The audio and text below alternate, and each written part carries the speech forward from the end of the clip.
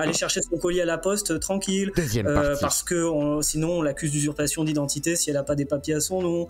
Est-ce que tu veux que la personne trans, elle puisse avoir accès à des soins dont elle a besoin, comme le gynéco dont je parlais tout à l'heure, quoi. C'est plus des questions de droit basique, moi je dirais. Okay. Oui, bah, c'est comme pour les handicapés, hein, c'est pareil, hein, c'est pareil, l'histoire des droits, des trucs et tout, que c'est pareil, que ce soit dans un sujet... C'est-à-dire, c'est quoi qui est pareil? Parce que, vas-y. Ben, ce que je veux dire, c'est que que ce soit pas politisé, peu importe le sujet. Dans le sens où, pareil, l'histoire des handicapés, c'est aussi politisé dans un sens. Les gens, ils essaient de politiser un peu tous les sujets parce qu'ils veulent. Parce qu'on va te dire que tout est politique, en fait. Non, mais tout sujet social est un sujet politique aussi, d'une certaine manière, donc effectivement... Si on a tous des super pouvoirs, il n'y a plus de super-héros, donc si tout est politique, il n'y a plus de politique au final. Ouais, ou alors, moi j'aime bien l'idée de dire que tout est politique, mais c'est pour qu'on puisse, en fait, toutes les personnes puissent faire partie du champ politique, en mode au sens premier, tu vois, la politique c'est l'organisation de la cité.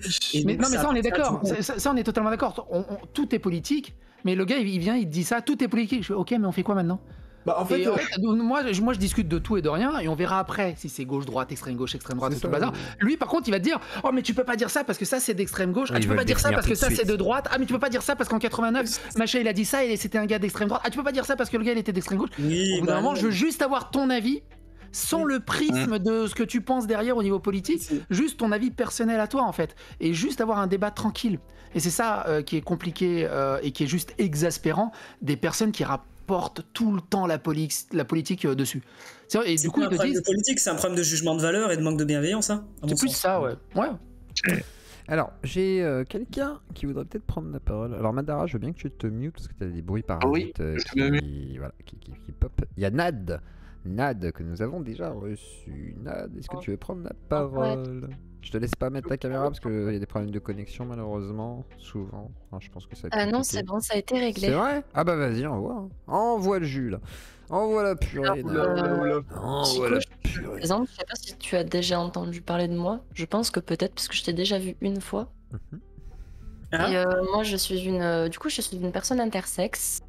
Cool. Autrement dit, socialement, on va considérer que je suis une femme trans. Et je voulais bien revenir sur ce que tu disais, sur l'aspect de... il est vrai que le problème, c'est que c'est politisé, alors que ça ne devrait pas l'être. C'est quelque chose qui devrait être traité à sa juste valeur et non en faire un excès. Parce que par exemple, je pense au fait que moi, je suis suivie à la SOFECT, c'est l'Observatoire transidentitaire de France. D'accord. En gros, c'est la voie officielle pour commencer une transition en France. Et à l'époque, c'est vrai que beaucoup de la communauté savait que c'était quelque chose d'un peu bancal, où en fait, dû à l'uniformisation des cas, par exemple, tu avais souvent des spécialistes qui disaient « celle-là est trop masculine, si on commence à transition, tu sais, ça va être foiré, tu vois. » Ils recherchaient une sorte de rentabilité.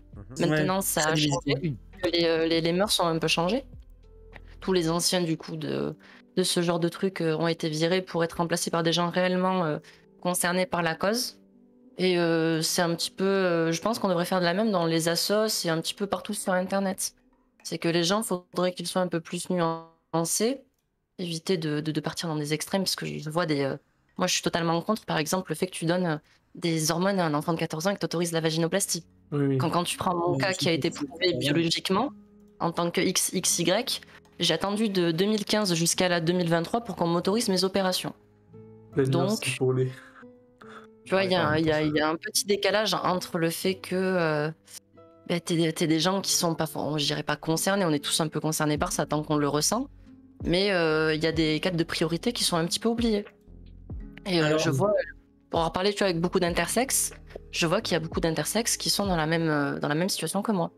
Le problème, c'est que les enfants intersexes, on leur impose des chirurgies. Enfin, je sais pas si ça a été ton cas, mais on veut les refaire rentrer dans un moule direct souvent. Et ça, sans considération de leur volonté, c'est quand même très problématique. Pour ceux qui connaissent pas, si quelqu'un peut juste refaire la définition d'intersexe. Qu'est-ce que c'est un intersexe? Je l'ai donné tout à l'heure. En fait, c'est une personne qui a un développement de corps qui est ni mâle ni femelle. Mais peut-être Nad en parlera mieux. Mais c'est biologique.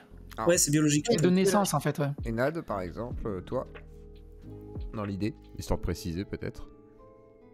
Dans l'idée, en fait, moi, on va dire que je suis une intersexe imparfaite. parce que je n'ai pas eu le problème qu'ont les 3/4 des intersexes au niveau génital.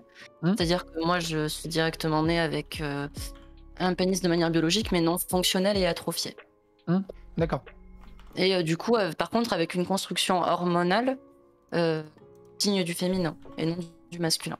Parce que je ne produis aucune testo, et déjà, j'avais des taux anormaux d'œstrogène, tu vois. Genre elle a des hanches de femme, etc. Enfin, c'est un développement assez particulier du corps. Enfin, en gros, t'as une chimie interne. Enfin, une chimie interne. J'ai réglé mes problèmes de co. Normalement, ça devrait passer si je mets ma cam cette fois-ci. Vas-y. Alors, sur le chat, on a dit une androgyne. En gros, non, androgyne, c'est autre chose. Androgyne, c'est vraiment le look, genre, une apparence. Là, c'est vraiment de quelqu'un. Voilà, sa biologie en fait interne fait qu'elle a un fonctionnement de femme en fait dans son corps, je crois. C'est vraiment ça, il me semble. Exactement. En fait, une personne intersexe, c'est une personne qui a un développement qui est ni 100% mâle ni 100% femelle. Donc là, en l'occurrence, ce que Nad, tu me corriges si c'est ça. Hein, je crois qu'elle c'est 100% femelle dans l'idée, hein, sauf que c'est un garçon. Non, c'est pas 100% femelle parce que les organes génitaux, il y avait une partie mâle. J'aurais eu une vulve, ça c'est sûr. Mais voilà, c'est ça. On va dire que je suis majoritairement féminin au niveau de mon cas. D'accord. Voilà, c'était femelle avec un petit bout de mâle, mais il y a plein de situations possibles différentes. Et donc ça n'a pas de rapport avec la transidentité qui concerne vraiment l'identité là pour le coup. Et je voulais revenir sur ce que tu disais sur les parcours protocolaires. En fait là, par exemple à Transat, on subit une campagne de bashing parce qu'on bosse avec Transsanté France. Transsanté France, c'est quoi? Et merci pour les pouces bleus, merci beaucoup. La Sofect, parce que la Sofect est dissoute maintenant. Certains médecins, pas tous, qui étaient à la Sofect, ont décidé de mettre les assos autour de la table pour vraiment faire une prise en charge qui soit respectueuse et faire en sorte que les choses aillent dans le bon sens, mais sans exclure qui que ce soit. C'est-à-dire que toute personne qui veut discuter et qui veut évoluer sur la prise en charge, elle peut venir au sein de Transsanté France, et tout médecin qui peut se former, il peut venir au sein de Transsanté France. Et il y a plein d'assos qui nous ont craché dessus parce qu'on est à Transsanté France, sauf qu'en fait c'est normal qu'on soit à Transsanté France. Il y a des grands spécialistes des chirurgies, de l'hormonothérapie, des médecins de la fertilité, des médecins généralistes. Il y a toutes sortes de médecins en fait à Transsanté France, des médecins hospitaliers mais aussi des médecins libéraux, et le seul but qu'on a, c'est de mieux accompagner les personnes trans tout en prenant en compte le fait que maintenant, selon les standards internationaux, c'est plus une pathologie. Ça a été acté au niveau des standards internationaux, et maintenant la France elle est juste en train de se remettre à la page avec donc des nouveaux protocoles qui vont bientôt sortir, et cet asso donc Transsanté France qui n'a rien de rétrograde du tout, quoi. Ouais, et même pour rebondir sur ça, toi-même tu sais que maintenant, tous les anciens bâtiments de la Sofect s'appellent maintenant Programme Transgender. Parce que du coup, ça a totalement changé. Après, ça a jamais été homogène, tu sais, même quand c'était la Sofect, c'était pas homogène. Le programme Transgender, c'était le nom à la base du protocole de Bordeaux, mais par exemple, le protocole de Lyon, il s'appelle toujours le Grétis, hein. Il s'appelle pas du tout programme Transgender. C'est vraiment, ça dépend des localités, en fait. Même quand c'était la Sofect, c'était des chefs de service différents selon les régions, et donc ils faisaient un peu comme ils pouvaient. Moi, je bosse surtout, je fais partie du bureau du coup de Transsanté France. Et le coprésident de Transsanté France, c'est Nicolas Morel-Journel. Lui, en fait, il fait partie, enfin, il copilote le Grétis à Lyon. Et par exemple, au Grétis à Lyon, il ne demande pas d'attestation psychiatrique pour des hormonothérapies ou des chirurgies. Quand il demande des attestations psychiatriques, c'est vraiment dans des cas très particuliers. Ils font plus de ce qu'on appelle des réunions de concertation pluridisciplinaire. Ils les font que vraiment, elles se présentent. Mais sinon, dans leur fonctionnement général, ils n'ont pas du tout, ils en font plus du tout, quoi. On a complètement évolué en termes de pratique. On a sorti la psychiatrie comme validation. La psychiatrie, elle reste comme accompagnement si la personne elle le souhaite, ce qui est bien. Après, il y a toujours au sein des parcours, au niveau protocole, il y aura toujours quand même l'approbation du psychiatre. Mais non, justement, c'est ce que je te dis. C'est-à-dire qu'au Grétis, ils l'ont enlevé complètement, sauf alors, dans les cas... Après, je sais que ça dépend des lieux de l'ancienne Sofect. Je sais qu'encore, nous, à Bordeaux, tu peux en fait voir certains spécialistes dans du coup accès, on va dire, une attestation psychiatrique avec le psychiatre référent.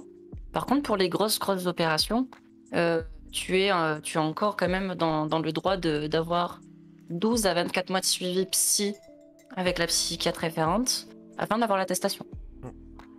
Ouais, après ça dépend vraiment des fonctionnements et il y a beaucoup de gens qui n'ont pas du tout besoin. Moi, par exemple, tu vois, j'ai fait une opération génitale, je l'ai faite à Paris en 2020. Et là, je suis en train d'en refaire une autre. Enfin, il y a beaucoup d'opérations génitales possibles.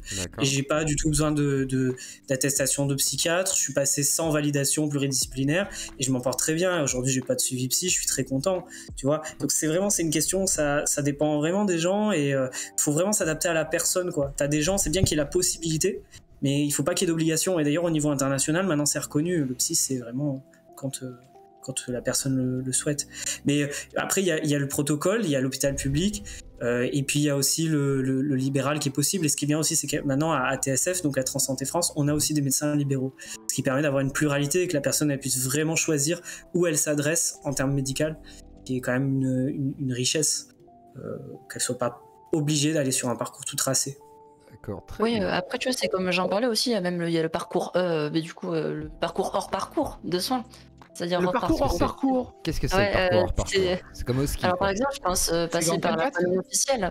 J'entendais beaucoup de personnes trans qui disaient que c'était un petit peu le chaos pour faire un parcours en dehors, c'est des choses officieuses. Alors pas du tout, parce que en fait Internet est tellement une grosse ressourcerie de tout et n'importe quoi. Que maintenant on a de la chance d'avoir BDD Trans, qui est une page qui regroupe tous les spécialistes hors parcours de soins officiels, avec des gens plutôt qu'officiel, je dirais libéral, parce qu'en fait c'est aussi officiel de le faire en libéral plutôt qu'en hôpital public, hein. Les deux existent et sont équivalents, quoi. D'accord, tu vois, moi juste le spécialiste que je vais aller voir, comme je t'avais expliqué Zio, pour le 31 de ce mois-ci, c'est un spécialiste du coup qui est libéral, et en plus c'est incroyable parce que c'est quand même le meilleur phonatre de France, voire d'Europe. Et par exemple, celui-là, il n'est pas du tout dans les protocoles du public. Oui, après, et du coup, le parcours officiel en hôpital en France, il est bien, il est mieux, il y a... Ça dépend des villes. Il est très très bien. Il est super bien coordonné. Après, ça dépend aussi des régions. Il est plus ou moins bien selon les régions. Ça dépend des personnes aussi, hein. C'est un point de vue subjectif, ça aussi. Mais on va dire que moi, par exemple, pour le type d'opération dont j'ai besoin, les spécialistes du public ne sont pas du tout habilités pour. Et ça dépend en fait ce que tu cherches, c'est un peu vraiment la carte. Moi par exemple pour mes OP génitales je suis passé dans le public parce que j'ai eu l'opportunité de trouver des chirurgiens en qui j'avais confiance dans le public. Mais si jamais le chirurgien en qui j'avais confiance était dans le privé, en fait, de toute façon c'est remboursé pareil, hein. Une fois que tu as l'affection longue durée, c'est un régime spécial de soins. Alors oui, vraiment je tenais à le dire, que ça soit privé ou public, tant que la personne a son ALD non exonérante, c'est-à-dire la LD 21, elle peut aller voir n'importe quel spécialiste et demander de faire valoir son droit d'ALD. C'est l'ALD 31 du coup, mais oui, tout à fait. Alors attends, ALD 21 et 31, vous avez... Affection de longue moi, durée. Je suis dans l'informatique. Alors l'affection de longue durée. Vas-y. C'est LD 31 pour les anciens du protocole. Moi j'ai les papiers maintenant, c'est la LD 21. Alors c'est-à-dire qu'ils ont... mais ALD c'est quoi? Voilà, affection de longue durée. Voilà, ah ok, d'accord. De longue durée. Voilà. Moi j'ai une ALD en fait, aussi. C'est un régime de la Sécu que tu demandes via ton médecin généraliste. Et en fait, c'est après peut-être qu'il y a des gens qui demandent une ALD 21, mais enfin normalement dans le protocole Sécu, tout ce qui est transidentité c'est hors liste, donc c'est 31. Et donc voilà, nous sur Marseille en tout cas, on fait demander des ALD 31. J'ai mon protocole de soins à côté de moi. Tu sais que c'est toujours en plus on parle toujours de transsexualisme dans le parcours. Parce que c'est encore comme ça que c'est écrit. Mais du coup, moi, c'est bien sur une ALD 21 non exonérante. Pour le coup. Oui, non, mais je doute pas qu'on puisse être remboursé avec d'autres ALD. Mais moi, avec TSF, on est en contact avec la Caisse nationale d'assurance maladie. On leur a posé la question. Et effectivement, c'est une ALD 31 qu'il faut demander. Ils nous ont même fourni un document. On a un mail de la Caisse nationale d'assurance maladie qui dit que la LD 31 pour soins pour transidentité, qui veulent évoluer sur la nomenclature, hein, ils sont prêts à le faire, se demandent sans attestation psy sur simple déclaration du médecin traitant. Donc vraiment au niveau de l'assurance maladie, ils sont là-dessus à l'heure actuelle. J'ai une question du chat, parce que là c'est un petit peu précis, mais il y a quelqu'un qui râle et qui me dit: j'aime mon pays, c'est bien la France, c'est remboursé. Et moi je suis invalide et je galère avec la MDPH. Alors c'est vrai qu'il y en a certains qui disent voilà, on donne aujourd'hui des ALD à des personnes trans qui ont besoin de faire des transitions avec un accès peut-être facilité et tout. Et tandis que des gens qui seraient donc avec des handicaps, alors ça dépend des types de handicaps, hein, je ne sais pas forcément de quoi il s'agit là précisément, mais par exemple galéreraient, l'autisme aussi, c'était un truc qui a été soulevé par Sophie Robert, etc. Ben ça, Donc voilà, c'est un peu le fond de la question. Vas-y, répondre là-dessus. Alors il y a Tempo qui va répondre en premier, d'accord. Parce que j'ai pas beaucoup parlé. Et après sera Pita. Vas-y Tempo. Pète la gueule à tout le monde. Le truc c'est que déjà, je trouve ça très malhonnête de mettre en compétition les personnes trans et les personnes handicapées. Alors que concrètement, on est dans le même problème. Si t'es pas en région parisienne ou près du métropole, l'ALD tu galères à l'avoir.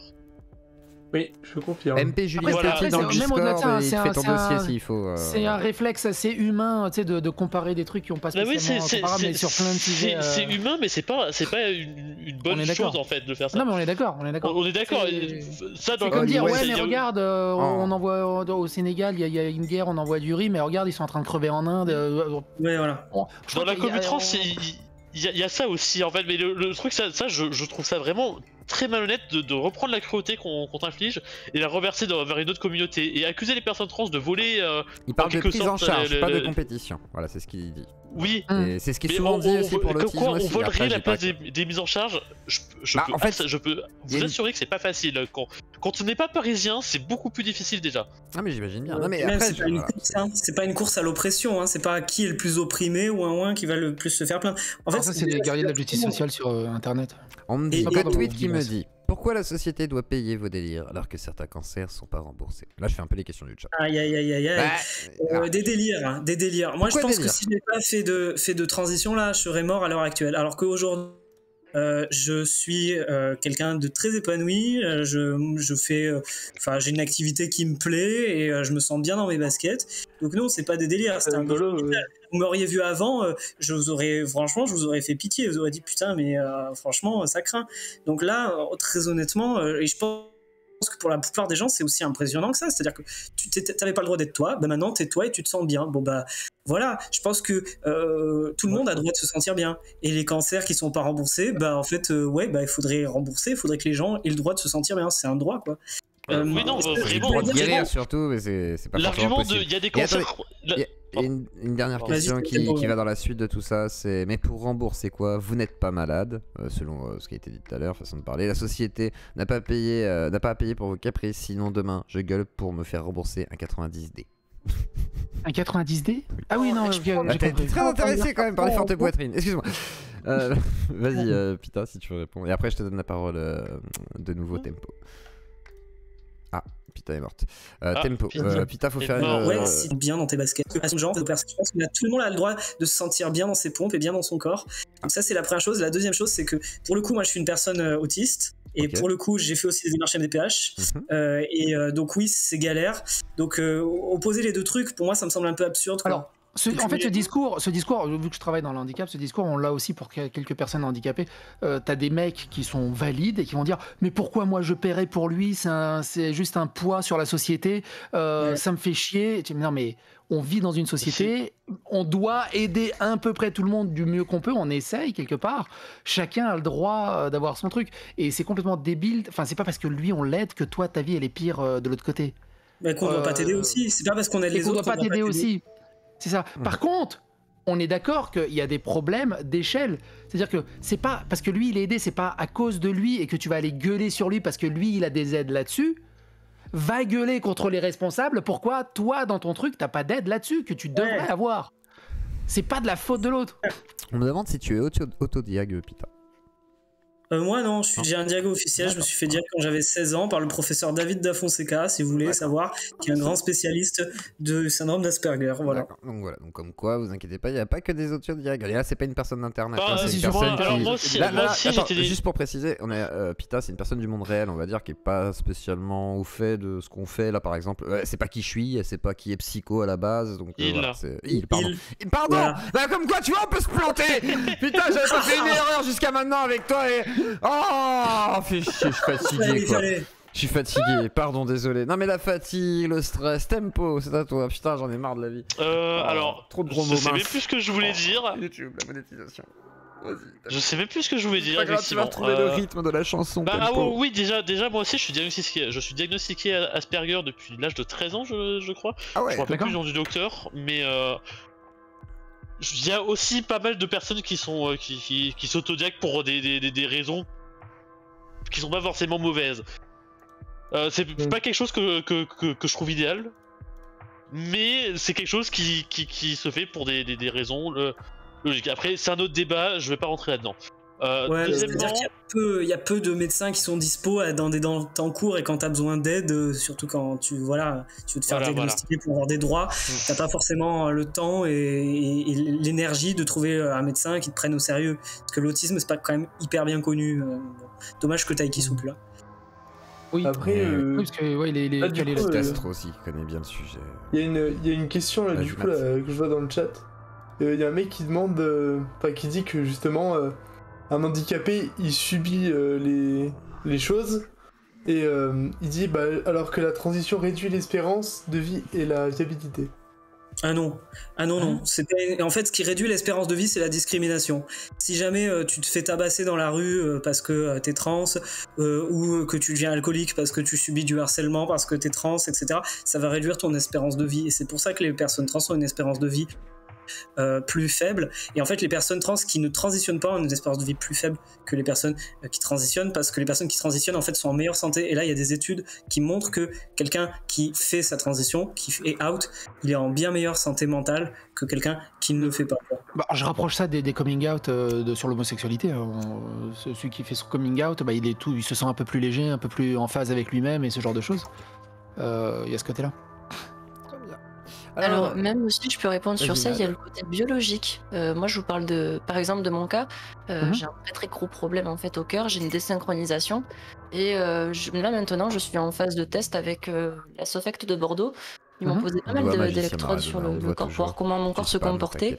Et les études portent à montrer que, par exemple, l'injection d'œstrogène est capable en fait de pouvoir ralentir le rythme cardiaque et de rendre une meilleure cohésion cardiaque. C'est-à-dire qu'en fait, la testo, ça augmente légèrement le risque cardiaque. C'est pour ça que malheureusement, des fois, je dois rassurer des jeunes mecs trans qui viennent à l'assaut. Ils me disent « Oh, je vais mourir, je vais prendre la testo, je vais faire un AVC. » Je leur dis « Non, attends, si tu prends la testo, tu vas avoir un risque d'AVC qui est comparable à un homme cisgenre. Donc, tu vas pas mourir. Sinon, tous les hommes cisgenres, ils vont mourir demain. » Non, ça a plus d'AVC que les femmes. Ouais. Mais c'est bon, là, c'est bon, j'ai passé de l'autre côté, moi, j'ai envie de vivre plus longtemps. Voilà, les gens qui ont de la testo dans le corps, en fait, ont un risque d'AVC un peu plus élevé que les gens qui ont des oestrogènes dans le corps. Bon, après, c'est pas beaucoup plus élevé, quoi, non plus. Et alors, moi j'ai une question, c'est le risque de personnes qui auraient des troubles psy à diagnostiquer trans parce qu'ils auraient, tu sais, genre, ce serait un autre peut-être un autre type de trouble. Alors, on a souvent parlé de l'autisme qui pouvait amener à ce genre justement de possibilités et tout. Qu'est-ce que t'en penses? Parce que j'en avais parlé avec Sophie Robert qui pense qu'il y a une sorte de dérive comme ça, de transidentité. C'est ce que je disais sur le chevreuil en fait. Si moi je te dis coucou, je m'appelle Napoléon et j'ai fait la guerre en Europe, enfin si je pense vraiment que je suis Napoléon Bonaparte, là j'ai une psychose. C'est-à-dire que j'ai altéré le réel. Tu vois ce que je veux dire? Je suis pas Napoléon, ça c'est vérifiable.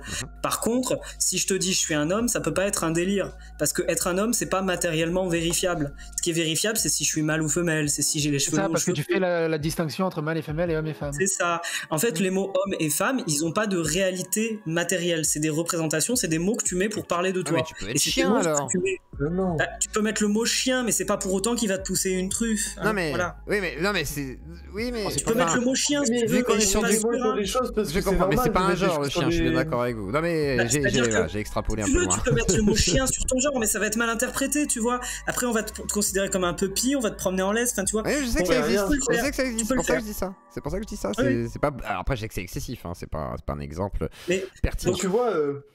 Oui. Enfin moi, par exemple, partie de mon corps où je me sens. Je sais pas si.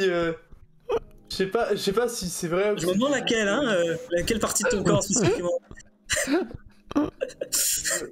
Je me demandais justement, est-ce qu'il y a. C'est vrai qu'il y a certaines personnes qui s'identifient comme hélicoptère ou. Apache. Ça, je comprends pas. Voilà, bien sûr qu'il y en a, mais c'est une métaphore, c'est un mot qu'ils utilisent. Ouais, c'est une blague. C'est une image. C'est une blague, oui. C'est une blague. C'est pas une blague. Une métaphore, c'est une image. Non, mais par l'hélicoptère Apache, c'est une blague. C'est une blague. Oui, c'est une blague. 25. Par exemple, il faut préciser, parce que sinon, les gens ils vont se dire ah bon, on peut être vraiment un hélicoptère de combat. Je pensais plus à des trucs genre étoile, tu vois, ou galaxie, tu vois. Les gens, souvent, ils l'utilisent au premier degré, mais parce que pour eux, c'est une façon poétique de dire qu'ils sont pluriels, comme une galaxie. Oh non, mais ça, c'est New Age. Non, mais ça, c'est du New Age. Je suis désolé, c'est du New Age. Là, on est sur de la néo-spiritualité basique. qu'on connaît très bien. Et c'est ça que je dis. Ouais, parce que je peux dénoncer des fois, le côté New Age qu'on peut retrouver des fois dans des mots de certains militants transidentitaires. Et ceux qui se font... Parce que moi, je suis tombé sur un mec qui s'identifiait... Oui, mais je suis tombé sur un mec qui s'identifiait couscous self. Je pense que ça, je pense que c'est des blagues. On lit beaucoup de trucs sur internet. Non, si tu veux, en fait, le truc c'est que quand tu t'identifies ni homme ni femme, et ça existe en fait, quand le mot que tu veux mettre sur toi ne correspond ni au mot homme ni au mot femme, t'es emmerdé parce que t'as pas de mots. Donc ça veut dire quoi, Galaxy?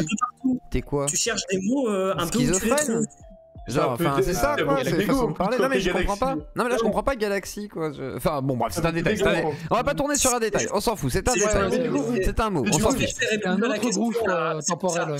Excusez-moi. L'idée, oui, pardon. L'idée c'est que c'est pas une psychose. Tu peux pas altérer la réalité matérielle de homme ou femme. Tu peux altérer la réalité matérielle de mâle ou femelle. Si moi je disais ouais je suis né mâle vraiment, non. Attends mais si tu te sens Galaxy, je suis désolé. Si tu te sens étoile au Galaxy, moi j'ai été dans le New Age. Je me sentais au-dessus de Dieu donc rien.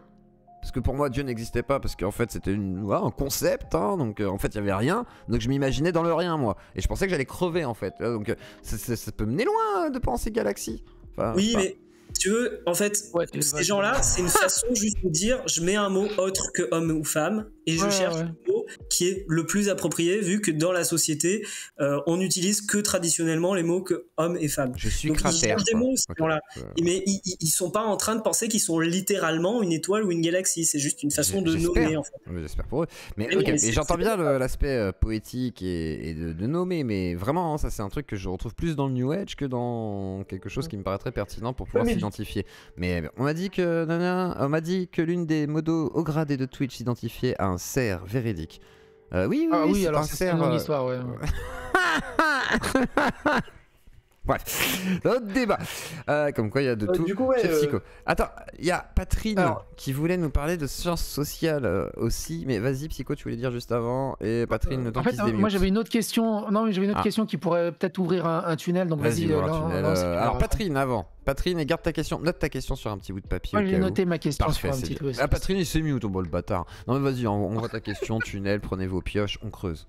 C'est pas forcément un tunnel, mais il y a eu un sujet qui a été... donc il y a des gens qui ont transitionné, mais il y a des gens aussi qui détransitionnent et direct ils se font taxer de transphobie eux-mêmes alors qu'ils sont juste détransitionnés, tu vois. Enfin. La détransition, c'est vraiment un problème assez fou. C'est-à-dire que, ok, la personne est respectée dans leur transition. Pourquoi une petite partie, on va dire une petite partie de la communauté du coup, les conspue autant en les traitant de transphobes, en traitant de traîtres, en les rejetant totalement, alors qu'il devrait aussi les accompagner en disant il a envie de détransitionner et que s'il se sent bien comme ça marche dans les deux sens, tu vois. Mais c'est ça, mais moi c'est ce que je fais à l'assaut. J'ai régulièrement des personnes qui me demandent des conseils par rapport à ça, et il n'y a pas de souci. Le genre, ça va pas être constant tout au long de la vie. Pour beaucoup de gens, c'est constant. Pour d'autres gens, il y a des gens qui vont s'identifier autrement. Et puis les besoins évoluent aussi. Tu vois, il y a en fait la façon de compter les détransitionneurs, moi ça me fait toujours halluciner. Par exemple, là, j'ai arrêté la testo. Pourquoi j'ai arrêté la testo? Pour des raisons de cicatrisation en post-op. Donc j'ai pas changé d'identité, j'ai juste arrêté la testo. Je sais pas si je vais la reprendre, je vais sans doute la reprendre. C'est chiant de se raser tout le temps aussi. Et ouais, après les poils ils partent pas de suite, et moi j'ai pas envie qu'ils partent mes poils d'ailleurs. Mais bon, peu importe. Ce que je veux te dire, c'est qu'il y a des gens qui comptent les détransitions pour les gens qui arrêtent les hormones, alors que quelqu'un peut arrêter les hormones par exemple pour faire un enfant. Même là-dessus, tu vois, c'est malhonnête ça. Il compte la détransition même pour les, mais c'est complètement et ça dans beaucoup d'études c'est compté comme ça. Mais pourquoi? Mais c'est pas par malhonnêteté, c'est parce que ils réfléchissent pas, ils se disent il a arrêté les hormones, c'est qu'il a changé d'avis. Mais pas forcément en fait. Tu vois, c'est ce qu'il veut de son corps. Il se définit tout le temps, toujours comme il veut, mais il peut peut-être avoir un besoin différent. Puis à l'inverse aussi, moi dans ma vie, j'ai vu beaucoup de personnes qui voulaient faire une chirurgie, par exemple une vaginoplastie, et qui se sentaient obligés, tu vois. Genre, pour avoir un vagin, il faut que je me sente femme. Donc ils voulaient se forcer dans le moule, et puis au bout d'un moment, ils ont compris qu'ils voulaient juste la vaginoplastie, mais qu'en fait, ils se sentaient pas forcément femme. Peut-être ils se sentaient non-binaire, ou peut-être ils se sentaient homme. Tu vois, pour se forcer dans le moule, il voulait une vaginoplastie. Non, mais c'est bien. Pour qu'on rentre dans son moule, Psycho. Non, mais c'est Raymond DeVos. Il faut brise-moule de Pokémon. Excusez-moi, j'ai dérapé. Non, mais je vois ce que tu vas dire. Mais du coup, sur les côtés de la détransition, moi, je comprends pas, c'est l'animosité de fou furieux quand tu vois certains qui disent mais niquez-vous ceux qui détransitionnent. C'est les militants politiques qui veulent pas parler de ça. C'est tout. Ils ont l'impression que ça leur porte un préjudice, alors que le fait que chacun puisse être soi, ça ne porte aucun préjudice. Et le pire, c'est que pour eux, du coup, pour moi, je pense du coup que c'est un préjudice politique, si ça nique leur narratif, et ce qui est complètement débile. Au bout d'un moment, il y a l'humain derrière. Ouais, mais ouais, il y a toutes les situations dans la vie. Il y a des gens qui vont avoir tel besoin à tel moment donné. Il y a des gens qui vont avoir une identité qui évolue au cours du temps. Voilà, et c'est tout. Il faut accepter quoi. Les choses ont leur diversité. Les choses, elles sont pas. Il n'y a pas un récit majoritaire. Il y a plusieurs récits. Et alors, il y a une petite question. On dit, alors l'intervenant s'identifie comme homme. Alors, pourquoi il s'identifie homme si ça veut rien dire? Et je vais ajouter ce que dirait par exemple Sophie Robert, pour reprendre un peu le débat avec Moufette. C'est genre, effectivement, pourquoi prendre un archétype de genre extrêmement marqué pour pouvoir s'identifier, puisqu'on voudrait le fuir peut-être, ou enfin le fuir, façon de parler, ne plus être marqué autant par, comme dans le féminisme, etc., qui lutte énormément contre ça. Donc, non, je pense qu'il faut lutter pour la liberté de chacun à faire ce qu'il veut, c'est-à-dire à aimer ce qu'il veut. Par exemple, je sais pas, moi, j'aime bien m'occuper des autres. Pour autant, je m'identifie pas femme. J'aime bien mettre des talons et des robes sur scène. Oui, je fais du drag. J'ai un personnage de drag queen, donc voilà. À un moment, voilà. Donc, il y a des trucs que j'aime bien faire, qui sont pas conformes aux stéréotypes masculins, oui, il faut lutter contre les stéréotypes de genre. Par contre, le mot que je mets sur mon identité, c'est un besoin identitaire, c'est-à-dire le besoin d'être reconnu en tant que tel. Imaginez, vous sortez dans la rue et tout le monde pense, je vous donne un exemple trop pourri, que vous êtes juif. Mais en fait, ça m'est arrivé, hein. C'est-à-dire que quand j'étais jeune, le samedi, je mettais un chapeau et je mettais des collants, et ça y est, tout le monde me demandait pourquoi il m'avait pas vu à la synagogue la semaine dernière. Bref, donc c'était très malaisant. Donc imaginez que tous les jours de votre vie, on vous prend pour quelqu'un que vous n'êtes pas. On emploie pour parler de vous des mots que vous ne cautionnez pas. Vous vous sentirez nié, vous sentirez incompris. Ben, en fait, pour moi, le mot homme, c'est ce qui me correspond. C'est comme ça que j'ai envie d'être reconnu. C'est pas pour performer un stéréotype de genre, c'est pas pour avoir des gros biscottos. Oui, c'est un peu comme moi quand on me dit que je suis un arabe et que je dis que je suis français, quoi. Je me sens pas arabe du tout parce que j'ai rien qui me... À part ma couleur de peau, certes. Ok, les copains. Ah, t'es arabe? Mais oui, paraît-il. Enfin, à moitié. Donc voilà, il y a des gens qui là, en fait, ton exemple est un peu différent. T'es pas manouche? Il y a une couleur de peau. Il y a un peu de tzigane aussi, lointain, c'est une petite branche. Non, mais ça sent la guitare. Ma mère et mon père, on va dire, c'est un peu français. Non, mais ça sent la guitare dans tes gènes. Et ensuite, il y a un peu de kabyle, algérien. Donc voilà. Ah ouais, la vache. Mais t'as quand même tes origines et t'as quand même ta couleur de peau, ça reste vérifiable. C'est identitaire, tu vois ce que je veux dire? Oui. Quand tu parles d'identitaire. Et est-ce que du coup, tu penses que c'est un combat identitaire comme certains parlent de combat identitaire, ou ça n'a rien à voir? Non, c'est pas un combat identitaire dans le sens où c'est un combat pour la reconnaissance de soi par les autres. C'est ça en fait. D'accord. C'est la reconnaissance de soi par les autres, tout simplement. Très bien.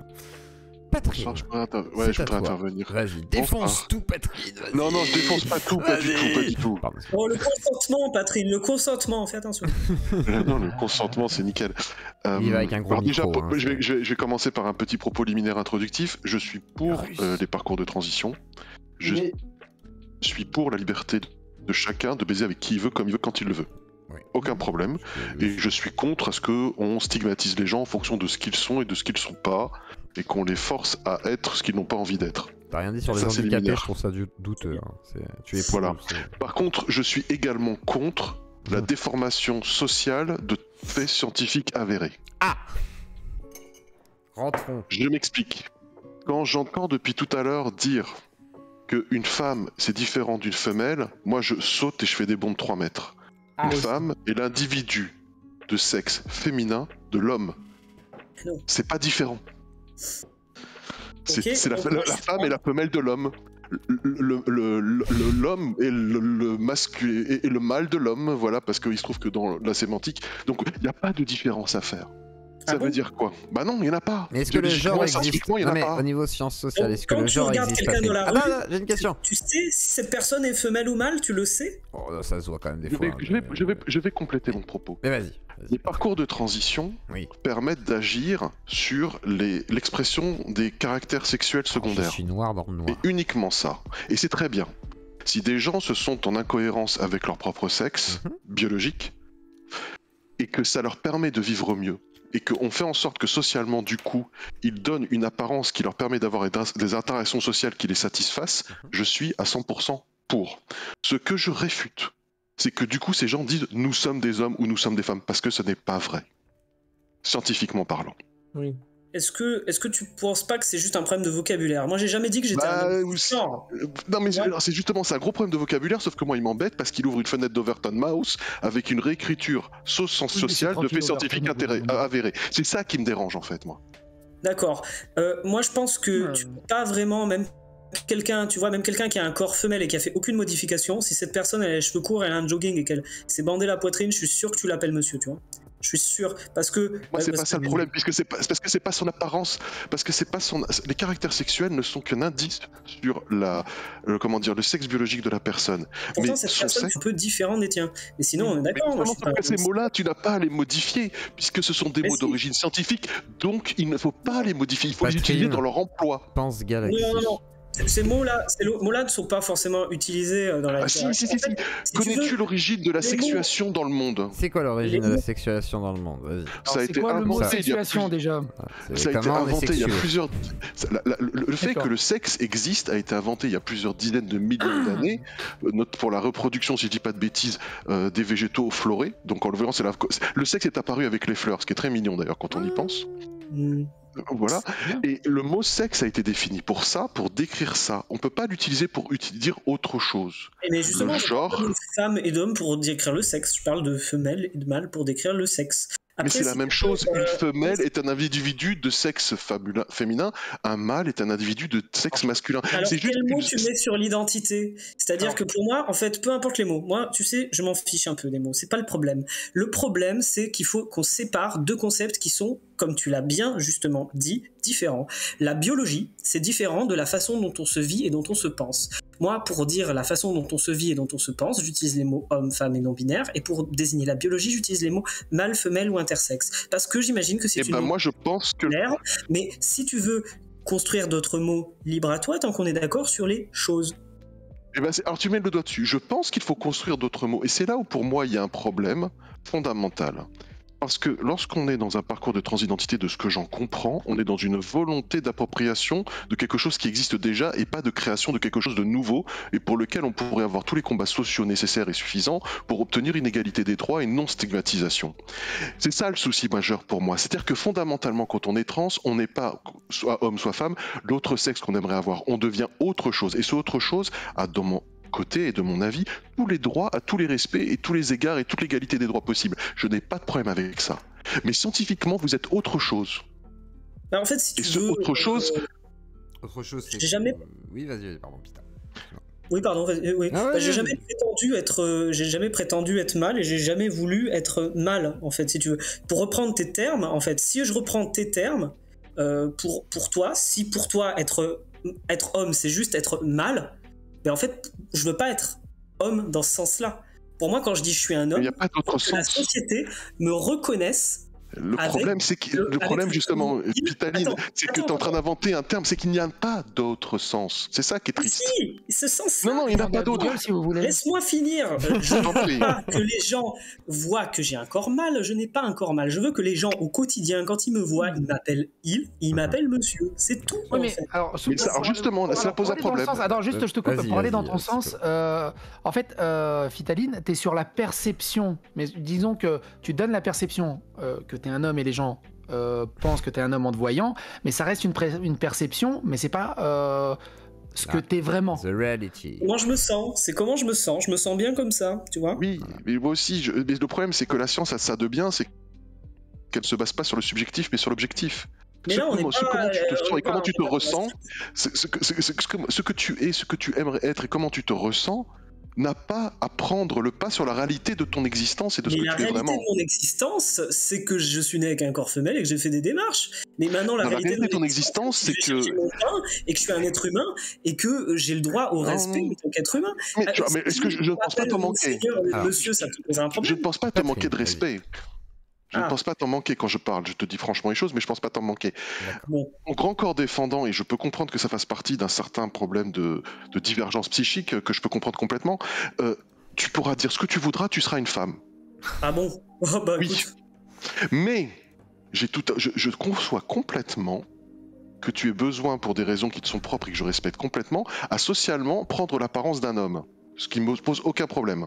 Et que du coup, tu souhaites être vu comme un homme. Mais ça veut pas dire qu'au fond de toi, tu deviens une femme. Il ne suffit pas de désirer pour être. Ah non, je deviens pas une femme, ça je deviens un homme, pardon. C'est ça le problème, c'est qu'il ne suffit pas de désirer. Et c'est là que, si tu veux, il y a un schisme entre la science et les sciences sociales. C'est que les sciences sociales te disent nous pouvons déconstruire être ce que nous voulons, et les sciences te disent faites ce que vous voulez, la vérité et la réalité est ce qu'elles sont. La science, toi tu ne crois pas aux sciences sociales, mais il y a des laboratoires de sciences sociales qui font partie de la science. Il y a tout un champ de la science qui tarde sur les représentations sociales, sur la psychologie de l'individu. Alors tu peux pas. Alors l'identité, c'est quelque chose qui existe, c'est quelque chose qu'on peut étudier. On peut étudier comment les gens se vivent, se pensent et quels mots ils mettent sur leur identité. Mais on peut pas mettre de la philosophie dans de la science en fait.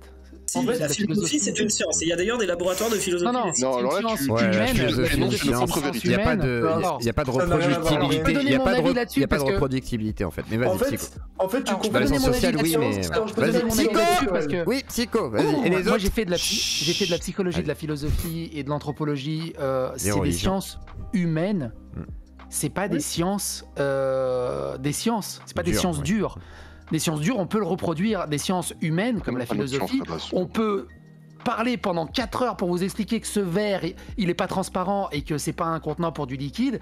Tu peux développer des thèses entières là-dessus, mais scientifiquement, ça reste un verre, ça reste un contenant en fait. Et c'est ça le truc. Et là où je rejoins l'intervenant, c'est que pour moi, il n'y a aucun souci que tu te sentes homme et que tu te penses homme et que tu te définisses comme homme. Mais scientifiquement, tu restes une femme. Et du coup, en fait, c'est ça le truc, c'est que vous avez créé une différenciation totale.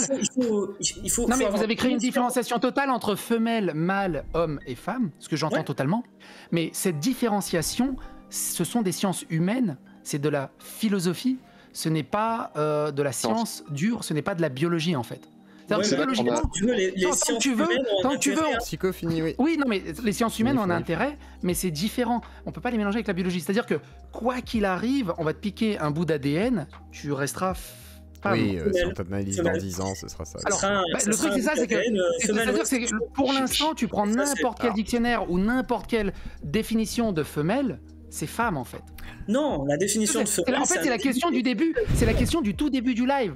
Qu'est-ce qu'une femme ?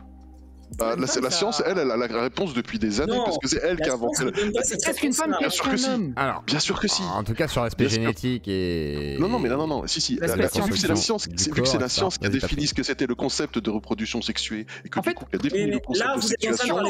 Laissez-vous parler. Elles s'en fichent un peu du corps, en fait. Ce qu'elles veulent, c'est être reconnues dans leur identité. Et la science qui traite de l'identité, c'est la psychologie. Hein, la psychologie n'est pas une science, monsieur. Alors, la psychologie, la psychiatrie, etc. Il y a de la reproductibilité. C'est quelque chose qui existe. En fait, donc, la différence, elle est là. Non, mais la différence, elle est là. Regardez, on enlève la transidentité de l'équation, on part sur autre chose. 1 plus 1 égale 2. C'est des mathématiques. D'un coup, le 2, il se sent 3. Il va dire, moi je suis un 3, 1 plus 1. Mais le 2, il se sent rien, c'est un chiffre. Non, mais par contre, attendez, moi je vais recaler 2 secondes. Parce que la psychologie, quand même. Attends, on a touché au métier de ma femme. Alors, la psychologie, il y a de la reproductibilité. Par exemple, après, ça dépend. Si vous êtes en psychologie, psychanalyse, là, il n'y a pas de reproductibilité, c'est du caca. Mais si par contre, vous êtes dans les TCC, par exemple, thérapie cognitivo-comportementale, il y a des protocoles. Pourquoi il y a des protocoles? Parce que ça fonctionne d'une certaine manière. Des fois, on ne sait pas pourquoi ça fonctionne. Alors ça, c'est quand un psycho est honnête, il va dire, je sais pas pourquoi ça fonctionne. Par contre, ça marche. Bon tant mieux. Et ça marche pour les traumas, ça marche pour plein de choses.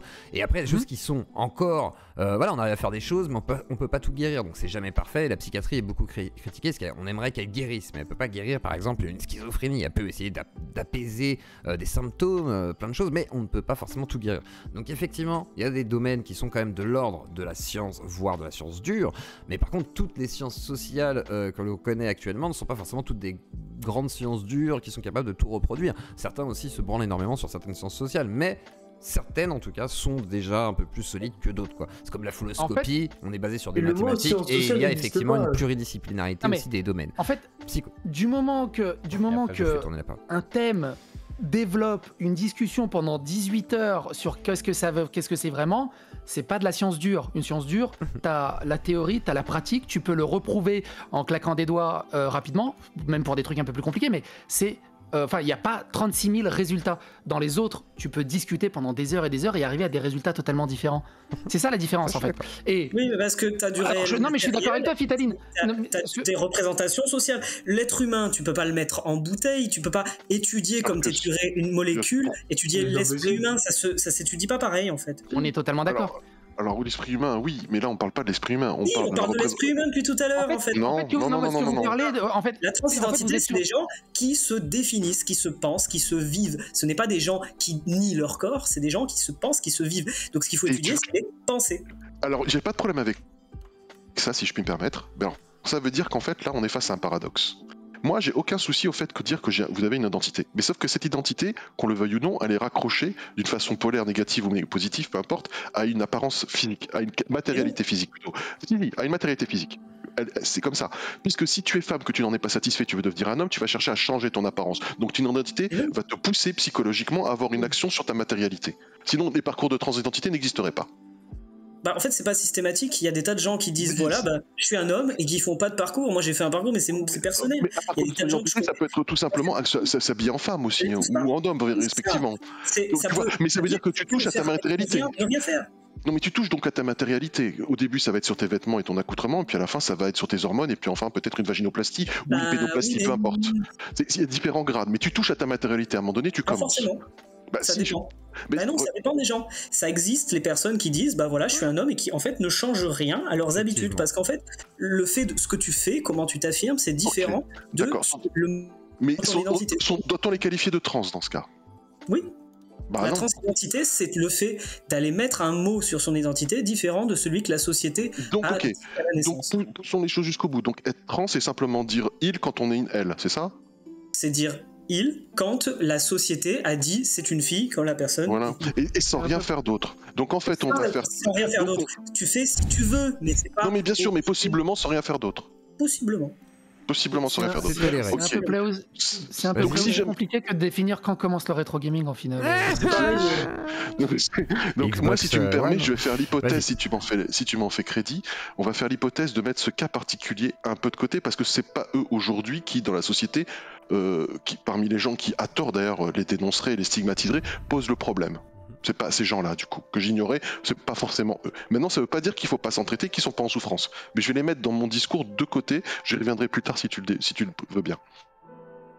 Donc, le truc qui se passe, c'est que à partir du moment où tu as un parcours psychologique qui t'emmène à vouloir changer de matérialité, donc à entamer un parcours trans autre que de dire il à la place de elle, ou etc., ça veut dire que quelque part, on se retrouve avec un phénomène psychologique et physique qui sont liés. On est d'accord avec ça? Non, si, parce que sinon, parce qu'à ce moment-là, si c'est lié, parce que les gens, à partir du moment où ils se définissent il ou elle, enfin d'un sexe différent, ils entament au début, ça commence par changer leur apparence sociale par les vêtements, et ensuite ça commence par une hormonothérapie, donc on entame un parcours. Non, pas systématiquement. Je te dis, j'accompagne des personnes, c'est vraiment pas systématique, il y a des tas de parcours. Donc t'es en train de me dire que l'hormonothérapie c'est pas systématique et que l'opération n'est pas systématique. Mais moi je l'ai entendu ça, mais moi je te dis que ça, je veux parler moi de ces deux-là. Est-ce que tu acceptes qu'on parle de ces deux cas-là? Oui, je veux bien, mais moi ce que je te dis, c'est que c'est pas parce que les gens se définissent hommes ou femmes qu'ils vont prendre des hormones. Moi j'ai aussi des gens qui se définissent alors qu'on leur a donné homme et qui prennent des oestrogènes, j'en connais aussi. En fait, c'est comme tu veux, c'est comme toi tu te sens bien, mais c'est pas lié. Ok, très bien. Patrick, viens-en au fait. Voilà. Viens-en au bout de ta question réelle. Parce que là on tourne autour de hormones, pas hormones, est-ce que machin, truc chouette. En fait, ce que je veux dire par là, c'est que rentre dans le tas. Si l'identité, elle vous pose un problème et il n'y a pas de souci, je pense qu'une honnêteté scientifique serait de dire que vous avez le droit d'exister, peu importe votre parcours et votre volonté de parcours, d'où vous partez et où vous voulez arriver, sans pour autant vouloir revêtir l'apparence de l'autre, parce que scientifiquement, ça n'est pas possible. Ça veut dire qu'il vous faut créer peut-être un troisième sexe, ou un quatrième ou un cinquième, comme dans d'autres civilisations ça a été le cas, et vous donner tous les droits sociaux nécessaires. Et en fait, moi, j'ai pas envie qu'on crée un troisième sexe, j'ai envie que tous les gens... vous faites tous chier là. Vous avez tous vos exigences personnelles. J'ai envie que tous les gens, quels qu'ils soient, quels que soient les médicaments, les hormones qu'ils prennent, quelles que soient les démarches qu'ils font, quelle que soit la façon dont on les appelle, qu'ils soient transgenres, cisgenres, qu'ils aient fait des opérations, qu'ils en aient pas fait, qu'ils soient juste respectés et qu'ils soient libres de faire ce qu'ils veulent, d'aimer ce qu'ils veulent, de mettre les vêtements qu'ils veulent, d'être appelés comme ils veulent. Voilà, c'est tout. Bah non, c'est le appeler comme ils veulent qui est faux. Parce que. Eh ben si, appeler comme ils veulent, c'est un droit aussi. Si moi je t'appelle gros connard, ça serait pas gentil. Moi, t'appelles gros connard à la place de ton identifié comme gros connard. Dirais-moi quand je suis énervé des fois. Je vais être grossophobe après. Non, mais pas de problème. Patrick, je suis désolé, je veux pas t'insulter. Mais dis-toi que quand tu dis femme, au lieu d'un truc matériel comme femelle, moi ça m'insulte parce que ce n'est pas le mot dans lequel je me reconnais. Et puis ça serait bizarre. Peut-être que tu pas là au début. Parce que tu t'es insulté, mais tu t'insultes toi-même parce que tu t'es créé ton propre vocabulaire qui n'est que le tien. Tu t'es créé ton propre lexique et quand on rentre pas dans ton lexique. Non mais je t'invite. Du coup, quand on rentre pas dans ton lexique, tu te sens insulté. C'est là qu'est les problèmes de communication avec tout le monde. C'est que vous avez inventé des règles et vous n'avez pas partagé le livret de règles. Alors, moi j'ai envie de poser la question. Je vais te poser une question à Nad. Nad, qu'est-ce que tu penses de tout ce qui se dit actuellement là? Est-ce que tu te sens insulté? Je sais pas s'il y a un mégenrage, etc. Qu'est-ce que tu penses de ce qui est dit par Patrine ou par Pita? Faut concevoir un truc. On est en Occident. En Occident, déjà, on a le point de vue de la binarité. Donc, c'est soit homme, soit femme. Et maintenant, c'est qu'entre hommes et femmes, il y a une multitude de choses en fait. Ce n'est pas forcément que l'un ou l'autre. La logique de Pat, pour moi, est plutôt correcte en fait. Si la binarité déjà est là depuis longtemps, pourquoi pas créer, on va dire, une nouvelle mention sexe pour pouvoir placer par exemple des gens comme moi. Parce que techniquement, moi je suis un entre-deux de la nature. Tu me mets où techniquement au sens biologique? Anomalie! Pardon, je rigole. Pendant que vous vous écharpez, juste comme ça pour le fun. Oui. Pendant que vous vous écharpez gentiment, je suis allé sur le dictionnaire de la langue française. J'ai posé la question, est-ce que la femme est une femelle? Et il répond, la poule est la femelle du coq, la femme est la femelle de l'homme. On a un problème sémantique qui ne permet pas d'inclure les personnes dont le vécu identitaire. C'est ça. Et en fait, c'est ça le truc, c'est qu'il y a des gens, et c'est ça ce que je veux dire, ce qu'on avait tenu à peu près l'argument au début, il y a des gens, ils s'accrochent justement à femelle, femme. Pour eux, c'est limpide et comme de l'eau de roche. Et vous avez vraiment dissocié ces deux termes. Et c'est juste pour permettre d'être reconnu, c'est juste pour pouvoir vivre dignement. En même temps, Patrine, je t'invite à venir pendant que je fais une conférence et à m'appeler madame tout du long. Les gens, ils vont rigoler, surtout si je suis pas rasé. Me fais pas dire ce que j'ai pas dit. Moi, je veux pas t'appeler madame. Si tu veux être un homme, je vais t'appeler monsieur, parce que ça s'appelle le respect et la politesse. Et depuis le début, je dis que je veux pas te stigmatiser et que je ne veux pas qu'on te manque de respect. Par contre, dire que de fait, vous devenez des femmes ou des hommes, respectivement, peu importe, c'est scientifiquement faux. Mais c'est pas ce qu'on dit. Ouais, mais scientifiquement, il te dit la biologie, c'est pas ce qu'on dit. C'est-à-dire que quand moi je vais vous appeler. Patrine, ce que j'ai l'impression que tu bloques là-dessus, mais genre, il accepte totalement de dire que il n'est pas génétiquement un homme. Par contre, c'est juste social en fait, quoi. Et en vrai, socialement, c'est pas la science qui va forcément établir tous les actes de société et les définitions de société, quoi. Oui, pardon. Là où bloque poitrine, ce que je peux comprendre. Non, s'il te plaît. Poitrine. Patrine, pardon. Là où bloque poitrine. Excuse-moi.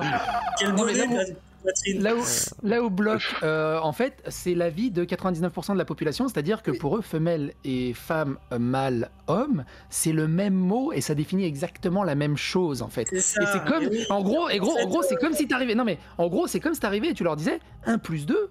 Ah ouais, c'est égal 3. Et ouais, mais carrément, mais j'ai conscience de faire cet effet-là. C'est impossible. Et en fait, c'est impossible de conceptualiser ce truc-là. C'est juste.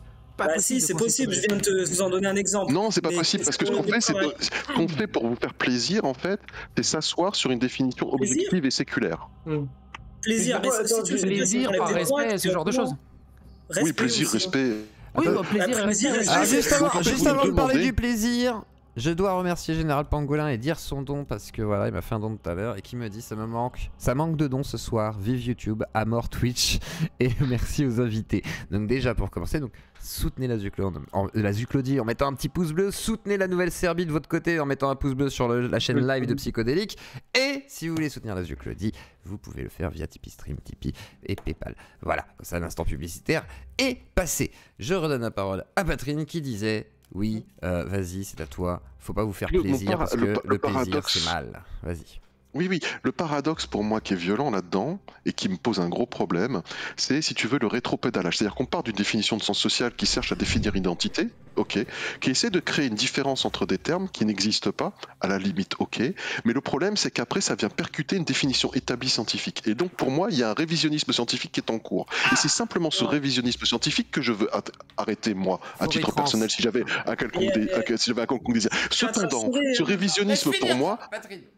Cependant, ce révisionnisme pour moi ne s'applique pas de la négation et le fait de nier complètement votre existence et de faire comme si vous n'existez pas. Et ce qui me fait dire que du coup, on a peut-être un ver dans le fût, un paradoxe qui fait que socialement, par la majorité de la population, on a un souci, c'est que vous essayez de créer une troisième identité en prenant l'opportunité d'être considéré comme celle d'une des deux existantes. Moi, je dis à ce moment-là, mais pourquoi vous faites ça? Contentez-vous de créer votre troisième identité qui vous convient. Parce que si jamais votre désir à vous, c'est d'être, quand tu es une femme, de dire maintenant je suis un homme, considérez-moi comme un homme, moi je te dis, ok, tu vas pouvoir imiter l'homme, et je vais pouvoir, moi, faire semblant, en étant agréable et respectueux, de faire comme si j'étais convaincu, et parfois je le serai peut-être parce que ça sera peut-être bien fait, mais objectivement, au fond de toi, scientifiquement, tu ne l'es pas. Donc si tu t'en réclames, tu crées un mensonge scientifique, et c'est ça que je ne veux pas faire. Alors biologiquement, d'où l'intérêt de séparer les concepts. Moi, je veux pas te mentir, et j'ai répété au moins 36 fois dans ce live que du coup, ce que toi t'appelles homme, c'est juste une question de mots. Mais en fait, je suis pas en train de faire du déni. Tu vois ce que je veux dire? C'est juste que si tu me donnais un mot, admettons, ok, si dans la société, le fait d'être reconnu comme, d'être appelé monsieur et il, etc. Ça s'appelait chou à la crème. Et que le fait d'être appelé elle et femme, ça s'appelait tarte tatin, ok. Moi, je dirais que je suis chou à la crème. Simplement, dans la société... Faites donc ça, du coup. Tu vois? Mais c'est tout. En fait, mais faites donc ça, du coup. C'est juste qu'on n'a pas de mots pour dire que dans la société, j'aimerais être appelé, considéré. On est ok. Ce mot, c'est homme, sauf qu'il sert aussi à désigner le sexe mâle, et donc c'est pour ça que je sépare les deux, parce qu'en fait, c'est deux trucs différents. Le corps et le fait d'être considéré. Alors, Patrine, s'ils font ça, ceux qui se sentent pâtissiers, ils vont mal le prendre aussi. Le transboulangisme, c'est bien connu. Le transboulangisme commence à faire fureur, il faut se méfier, quoi. Donc moi j'en ai pour preuve que si on se base sur l'essence spéciale, on a des exemples de civilisations, notamment en Inde, en Amérique du Nord, enfin les Indiens d'Amérique, on avait des civilisations à 6 sexes. Et ça posait pas de problème. Donc moi je comprendrais plus le combat de la transidentité à faire ça plutôt qu'à vouloir créer une contre-vérité scientifique. C'est tout. C'est pas une contre-vérité. Les gens qu'on appelle il et qu'on appelle monsieur, on ne vérifie pas leur corps. Et moi, je veux être traité exactement pareil que toute personne qu'on appelle il et qu'on appelle monsieur. Et ben non, on va mettre des détecteurs, on va mettre des trucs pour voir à travers les vêtements, comme ça on saura si t'as des ou des dettes, et puis on dira selon. Voilà. C'est exactement la même logique de quelqu'un qui veut conduire sans permis de conduire et qui dira mais de toute façon il est capable de contrôler mon permis pour pas être mis en danger. Bah en vrai. Alors il y a des voitures sans permis maintenant. L'usage social. Alors bon, l'usage social qui est fait et le corps sont deux choses différentes. Il y a l'interface sociale, comment tu appelles quelqu'un et comment cette personne se vit, et puis il y a le corps. Mais là, on est en train de tourner en rond. C'est ça que vous comprenez. Ça tourne en rond, clairement. Qui veut prendre la parole dans le Discord? Moi, je veux bien. Ça fait 1 milliard d'années là que j'ai vas-y, impose-toi, gros, vas-y. Bah donc du coup, moi en fait, ce que je comprends pas, c'est que en fait si, mais il y a même pas besoin de soulever les vêtements pour voir que une personne est une femme ou un homme. Ça se voit au trait en fait. Bah bien sûr. Ça se voit. Moi, tu le vois dans la rue, tu peux penser que je veux parler. Il veut parler, Matt Bunga, il galère. Vas-y, impose-toi, pète-lui la gueule. Vas-y. Et il y a Réa aussi après. Vas-y. Je suis un peu de l'avis de Patrick dans le fait où en fait, dans tous les cas, tu seras génétiquement déjà un homme, mais ça veut pas dire juste c'est juste des gènes.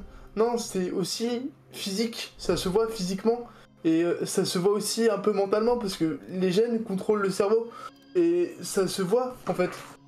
Et c'est pas des trucs gênants ou quoi en fait, parce que tu le vois au trait du visage déjà. Une personne était soit une femme avant, soit un homme. Plein de choses. Les gens se demandaient quand même dans quel sens j'étais allé, donc c'est que c'est pas possible de le savoir en fait. Ah ouais. Ouais, bien sûr, là dans le chat au début, ils savaient pas, c'est vrai. Ils savaient pas. Et en fait, c'est systématique. Moi, quand je me balade, les gens, quand je dis je suis trans, la 3/4 des gens, ils me disent ah, tu veux devenir une femme? Et voilà, donc en fait tu le sais pas. Et quand je me balade, je te dis, quand je vais en classe de 4ème, je fais le test régulièrement. Sur 100 élèves de 4ème, t'en as 100 qui me disent que j'ai un pénis. Ils ont pas vu mon pénis. Mais bon, voilà.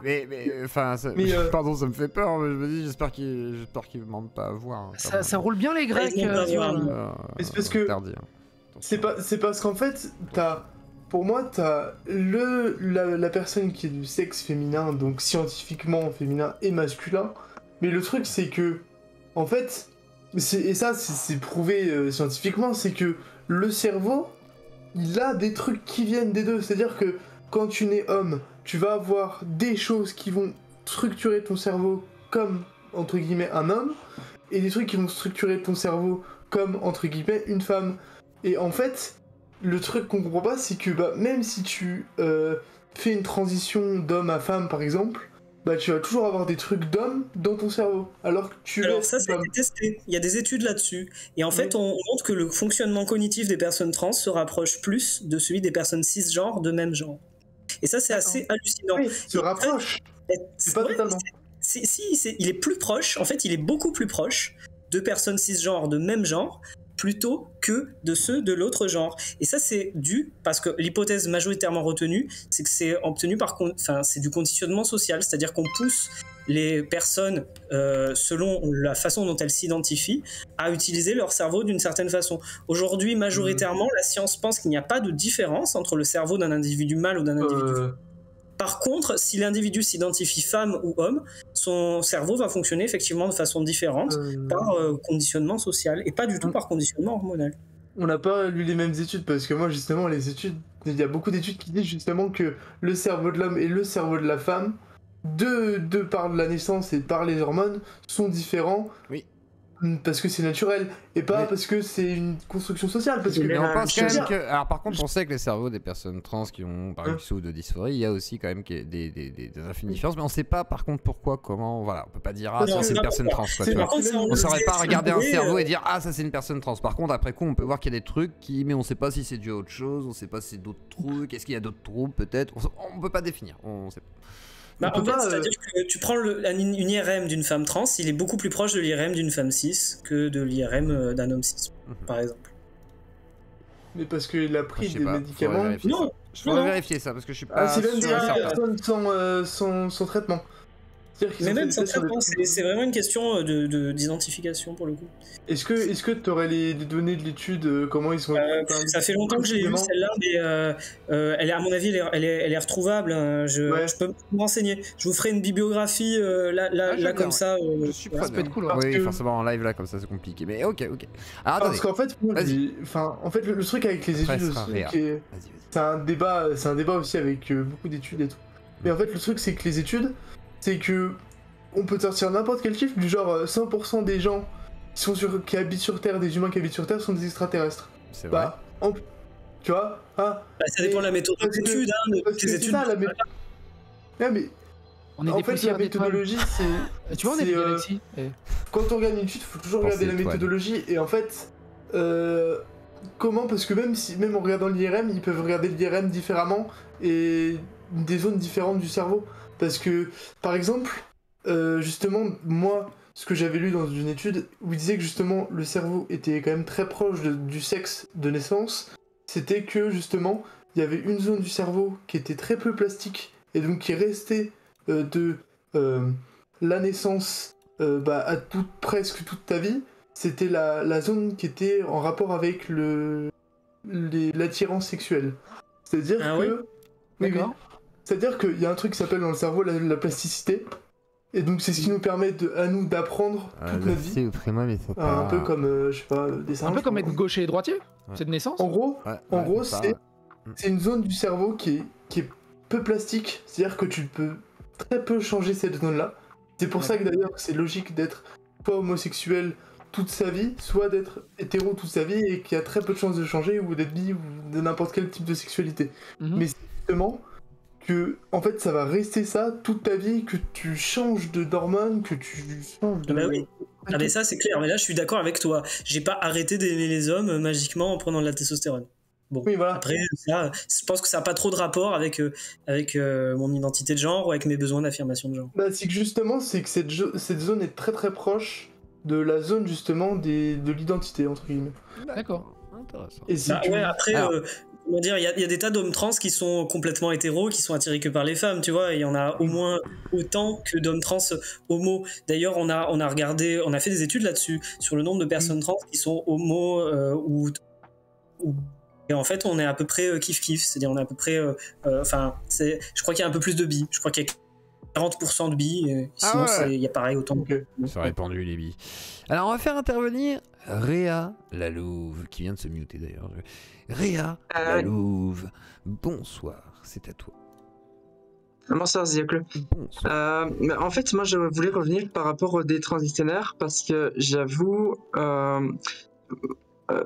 moi aussi avoir une certaine haine contre certains des transitionnaires, mais je vais expliquer pourquoi. Je pense que, à mon avis, certains doivent avoir la haine contre les transitionnaires parce que, en effet, pour eux, c'est un petit peu comme des apostats. Voilà, ce sont des extrémistes. Il n'y a pas de souci. Mais moi, c'est pour une autre raison. Moi, j'ai la haine contre ceux qui transitionnent uniquement, justement, pour des raisons New Age. Et pour rentrer dans leur... justement par idéologie d'extrême gauche et aussi par effet de mode. Je pense à... Enfin voilà, qui veulent absolument avoir l'air woke et qui considèrent que, sans s'en rendre compte, que c'est un truc un petit peu comme être gothique, de transitionner. Oui. Et qui du coup se précipitent et que quand on les prévient de ne pas faire n'importe quoi, de ne pas... que c'est pas anodin de transitionner, de faire très attention et qu'il faut être sûr, qu'il faut être patient et justement et qui questionne cette transition nous crache au visage en nous traitant de fachos et puis qu'on découvre que 2 ans plus tard ils décident de détransitionner en disant qu'ils ont été influencés et que c'est la faute de la société qui aurait dû les en empêcher. J'avoue que ces gens-là j'ai un peu envie de leur casser la gueule. Parce que non seulement ils nous parodient... Zen. Ouais, non, mais ils je comprends que c'est pas énervé, mais ils parodient les trans. Ils nous font passer pour des guignols de par leur comportement irresponsable. Oui, des sortes de malades. Mais en plus de ça, t'en as qui, après avoir détransitionné, deviennent anti-trans et mettent tous les trans dans le même paquet en disant « Mais tout ça, c'est des conneries. Les trans, c'est juste que des idéologues, des fous. Regardez qu'est-ce qu'ils m'ont fait faire. » Alors, il y en a qui me disent dans le chat, ouais, c'est encore les vilains fachos, etc. Pourtant, toi, tu connais plutôt des gens de droite aussi, Réa, il me semble. Toi, t'es plutôt. Je suis de droite. Voilà, je suis de droite. C'est pour ça qu'il faut pas confondre, à mon avis, la politique et le fait que quelqu'un soit trans. J'ai assisté justement à des discussions où t'as la personne qui a rien à voir dans là-dedans, elle va dire ah mais si tu penses comme ça en tant que trans, t'es pas une bonne trans. Je vais t'expliquer comment faut penser. Il n'y a pas de bon ou de mauvais trans. Après, il y a des gens en fait qui se cherchent, qui ont des soucis, mais c'est comme les questions. On parlait des personnes qui font semblant d'être handicapées ou du moins qui s'identifient à un handicap. En fait, pour moi, une personne qui s'identifie à un handicap, c'est quelqu'un qui a un autre handicap. C'est sans doute un handicap psy et qui du coup cherche, en fait, elle cherche des trucs pour s'accrocher pour pouvoir se sentir mieux et mettre un mot. Bah, il y a un certain nombre de personnes qui, à un moment, pensent que le mot trans pourra leur convenir. Peut-être ils essayent et après ils se rendent compte que c'était pas ça et ils accusent les autres. Mais non, mais en termes d'identité, tu peux t'en prendre qu'à toi-même. Seul toi sais quelle identité tu as. À un moment, on peut pas forcer quelqu'un à avoir une identité qu'il n'a pas, quoi. Enfin, moi, je serais bien en peine de vous forcer tous autant que vous êtes là à adopter une identité de genre autre que la vôtre. En fait, je pourrais pas, quoi. Je suis d'accord avec toi. Chacun se sent comme il veut, il n'y a pas besoin d'aller forcer quelqu'un. C'est ça. Bah oui, mais c'est... Si quelqu'un à se sentir comme il veut pas, crois-moi, tu y arriveras pas. Mais c'est comme cette réflexion que, enfin, j'avais entendu. Bon, pour pas avoir de problème, je vais appeler cette personne autrement. On va l'appeler Cracotte. Une certaine Cracotte qui a dit qu'apparemment elle n'avait pas de dysphorie, elle a dit plusieurs fois, mais qu'il faisait ça par justement parce que Militance politique. Par militance politique, hein. Par militance politique, mais aussi par feeling, parce que voilà, elle préfère comme ça, et puis c'est tout. Je sais pas si elle se rend compte, moi ça me fait rager. Alors le truc c'est que du coup, non mais il y a des gens qui croient qu'on est tous comme elle déjà, mais qui oui ou lui, mais non. Comme j'ai pas à dire lui si elle a pas dysphorie. Oui c'est vrai, ça lui culture de feeling. J'ai pas à dire lui. C'est pas grave. Non mais il faut savoir pour Litaniel, c'est Litaniel, Fitaniel. Pita. J'ai oublié le Pita, pardon, Pita. En fait, de la personne dont on parle, c'est un cas très particulier dans le monde des LGBT politisés, militantisés, on va dire. Ouais. En fait, elle avait expliqué, enfin lui, il avait expliqué qu'il avait fait sa transition par but idéologique politique, que la dysphorie de genre n'existait pas. C'était assez bizarre. Oui, mais c'est le mec dont on parle. Et au-delà de ça, en fait, c'est ça. Et un de ses auteurs préférés, c'est Paul Preciado. Et Paul Preciado, c'est un auteur justement qui explique dans ses ouvrages qu'il le faut, pour lutter contre le patriarcat et la société actuelle patriarcale, il faut devenir trans et il faut devenir homosexuel par choix politique. Mais elle est dans cette mouvance-là. Homosexuel ou trans. Mais moi, je pense que c'est ça qui est fou. Et lui... Probablement qu'il se sent mieux si on l'appelle il, mais il n'a pas besoin de justifier ça par un quelconque truc politique. Après, dysphorie, moi je déteste ce terme. Je pense qu'on peut aimer son corps et ne pas vouloir changer son corps et vouloir être appelé de la façon dont on veut. Que les gens doivent être respectés dans la façon dont ils veulent être appelés. Après, cette personne-là, pour moi, se cache derrière un cache-misère qui est la politique pour exprimer son besoin identitaire et c'est fort dommage. Très bien. Personnellement, je ne suis pas choqué par le mot dysphorie. Enfin, je sais qu'il y a beaucoup de trans qui sont choqués par la médicalisation des trans, mais moi personnellement, je perçois ça d'un point de vue scientifique. C'est important de pouvoir nommer les choses, justement pour pouvoir aider. Après, je suis d'accord que le problème, c'est que ça peut se transformer en étiquetage et on finit par mettre dans des cases. Et souvent, les spécialistes, surtout en France, j'ai l'impression que les psychiatres se prennent un petit peu pour des dieux. S'ils disent, quand ils te collent une étiquette, t'as pas le droit de la remettre en question. Parce que lui, il a une blouse blanche et toi, t'es rien. Toi, t'es le patient. Donc, j'ai l'impression qu'en France, il y a. Enfin, voilà, c'est. Après, il y a une vieille école quand même de la psychanalyse, donc il y a une vue de haut, effectivement. Je veux dire, c'est des gens qui ont des connaissances que tu n'as pas, donc en fait, s'ils donnent un. Non, mais je suis d'accord. Moi, je respecte les experts. Il est à ta place. Mais oui, je respecte les experts, ils ont plus de connaissances théoriques, mais en revanche, ils sont pas dans la tête de leurs patients. Donc, à un moment donné, ils commettent parfois de grosses erreurs. Moi, j'ai entendu ils peuvent pas faire d'erreurs, mais en fait, par exemple, quand t'es malade et que t'as une gastro, enfin, je veux dire, c'est le cas en fait. Ils veulent pas être pas une gastro, être trans, c'est pas vérifiable matériellement, c'est vraiment un état de fait identitaire. Tu te penses d'une façon différente, c'est dans la tête. Il y a des tests. Nad. Attendez, on parlait tous en même temps. Nad. Alors, je me soulevais quelque chose sur ça. Je l'avais déjà expliqué sur un ancien live. Moi, j'ai connu ce que c'était les thérapies de conversion. Donc, du coup, c'était fait par des religieux qui avaient des statuts dans le médical. Et je te cache pas que Matt, les mecs me mettaient des coups d'électrochoc dans la tête et ils m'ont fait prendre pas mal de médicaments pensant que c'était la manière de me soigner parce que eux ils pensaient qu'ils avaient la science infuse sur le fait que j'étais malade. Et en 2015 quand le centre a fermé parce qu'ils sont passés dans le pénal, tu sais, j'ai appris en fait un autre monde qui était que non, au final c'est pas la bonne manière de soigner parce que t'es pas malade de ça. Tu vois ce que je veux dire? J'ai jamais compris. C'est comment la doctrine sur la psychanalyse est encore quand même assez, on va pas dire rustique, mais c'est de la merde, la psychanalyse, acheter au feu. Non, mais c'est ça.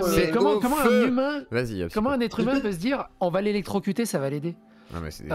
Ça a aidé Robocop, mais c'est un film. Enfin, tu vois, au bout d'un moment. Les électrochocs, c'est utilisé que dans des rares cas spécifiques, mais en principe pas dans des un jour, si vous le souhaitez, j'en parlerai réellement de ce que j'ai vécu là-bas pour que vous ayez un petit peu un portrait brossé de. Une soirée thérapie de conversion. Très joyeux. Très joyeux.